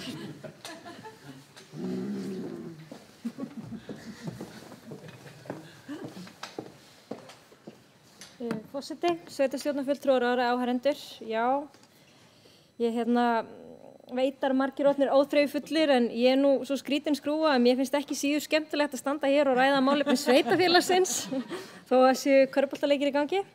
En það eru 2 liðir sem mig langar að kveða mér hljóðs undir og það er sem sagt liður 9, markaðsmál. Mér finnst þetta mjög áhugaverð greining sem þið fangið þarna í bókuninni og það hefur verið unnið núna eins og komið inn á nokkuð efni sem snýr svona að því sem við kallum kannski svona innri markaðssetningu og svona höfum verið í pínu markaðsherferð fyrir sveitarfélagi sem snýr svona að íbúum sveitarfélagsins, þó hafi náttúrulega snert kannski ytri íbúa líka að reyna að laða fólk til okkar. Mér langaði bara að heyra hvort að það hafi eitthvað verið rætt að fara í frekari svona ytri að svona markaðssetningu út á við í þessu átaki. Við vorum hrædd við það þegar þetta var mikið rætt á síðasta kjörtímabili bara því að við erum ekki með innviði til að taka við mikilli fólksfjölgun og það þarf svolítið að vinna í því. En það er samt áhugavert að heyra ef það á að bæta við markaðsefni, hvort við séum áfram að leggja áherslu á svona innri markaðssetningu eða ætlum að fara að reyna að færa út kvíarnar og þá hvort það séu einhver svona áhersluatriði sem nefndin hefur lagt til hvað það varðar. 10. liður, það eru atvinnumál. Ég ætla bara að hrósa nefndinni fyrir að koma á þessum súpufundi. Þetta hefur verið kannski sá liður með tilkomu atvinnumarkaðs- og menningarmálanefndarinnar. Þá voru atvinnumálin sett sérstaklega þar inn til þess að fái meira vægi í umræðunni og verið að reyna að finna leiðir til þess að ná atvinnurekendum betur á borðinu og það hafa verið haldin allavega 2 svona atvinnumálaþing og þau hafa verið ágætlega sótt en oft ekki alveg svona kannski ljóst hverju þau skila inn í vinnuna. Þó að sé alveg fullu vilji til þess að taka þar áherslur sem koma þar fram og vinna með það, að þá veit ég að atvinnurekendum hefur stundum fundist þetta svona pínu ómarkvisst. Þannig að ég fagnaði að þarna sé bara svona að vera að reyna aðra leið. Þetta er svona aðeins óformlegra og verður kannski bara gott spjall við þennan mikilvæga hóp og ég ætla svo sannarlega að reyna að mæta ef ég mögulega get. En já, það er ekki fleira. Takk fyrir það, Lilja Björg. Orðið er laust. Eva Margrét, gjörðu svo vel.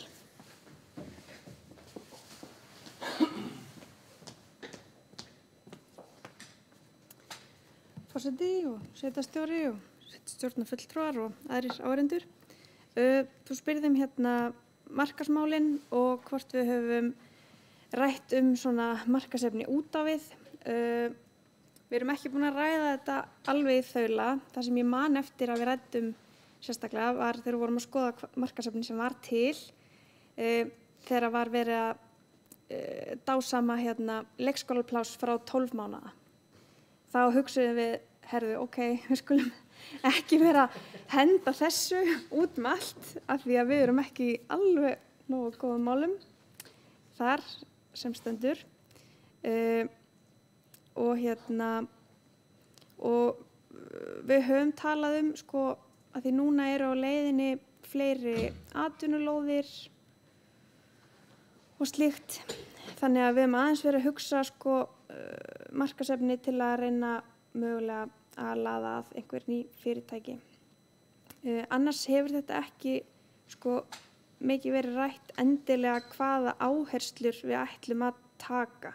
Við vorum meira bara að skoða hvað efni er til, hvað viljum við nota áfram og hvað ætlum við að fara nýtt. Og það var einnig rætt svona sem á þá kannski frekar við svona innri markaðsherferð að búa til einhverjar svona stuttar stiklur stofnanir sveitarfélagsins og hvað þær svona gera og standa fyrir.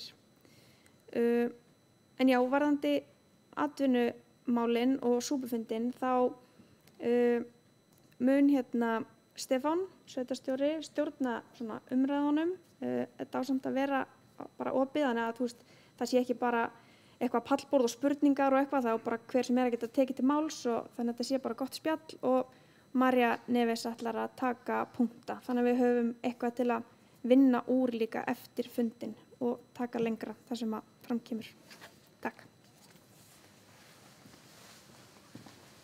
Takk fyrir það. Eva, eða var Ólafur óskaftur taka til máls? Gjörðu svo vel.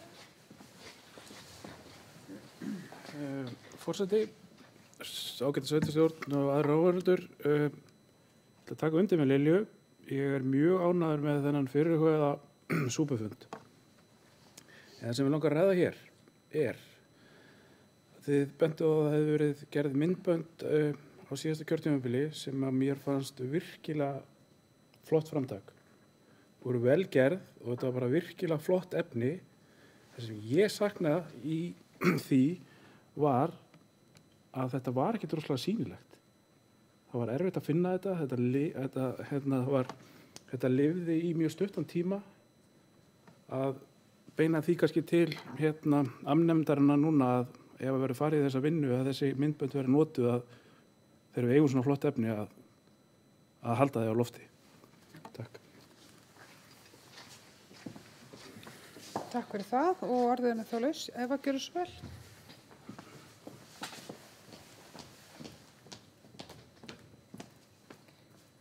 Forseti og góðir hálsar.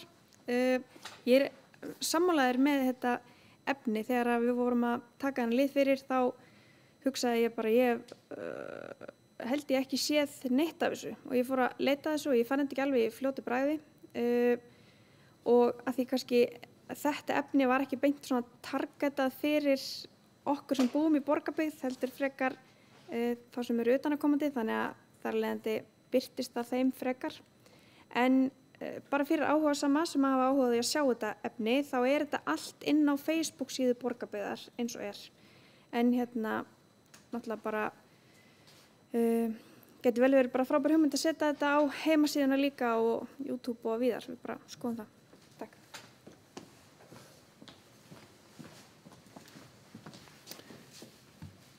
Já, orðið ennþá laust undir þessum dagskrárlið.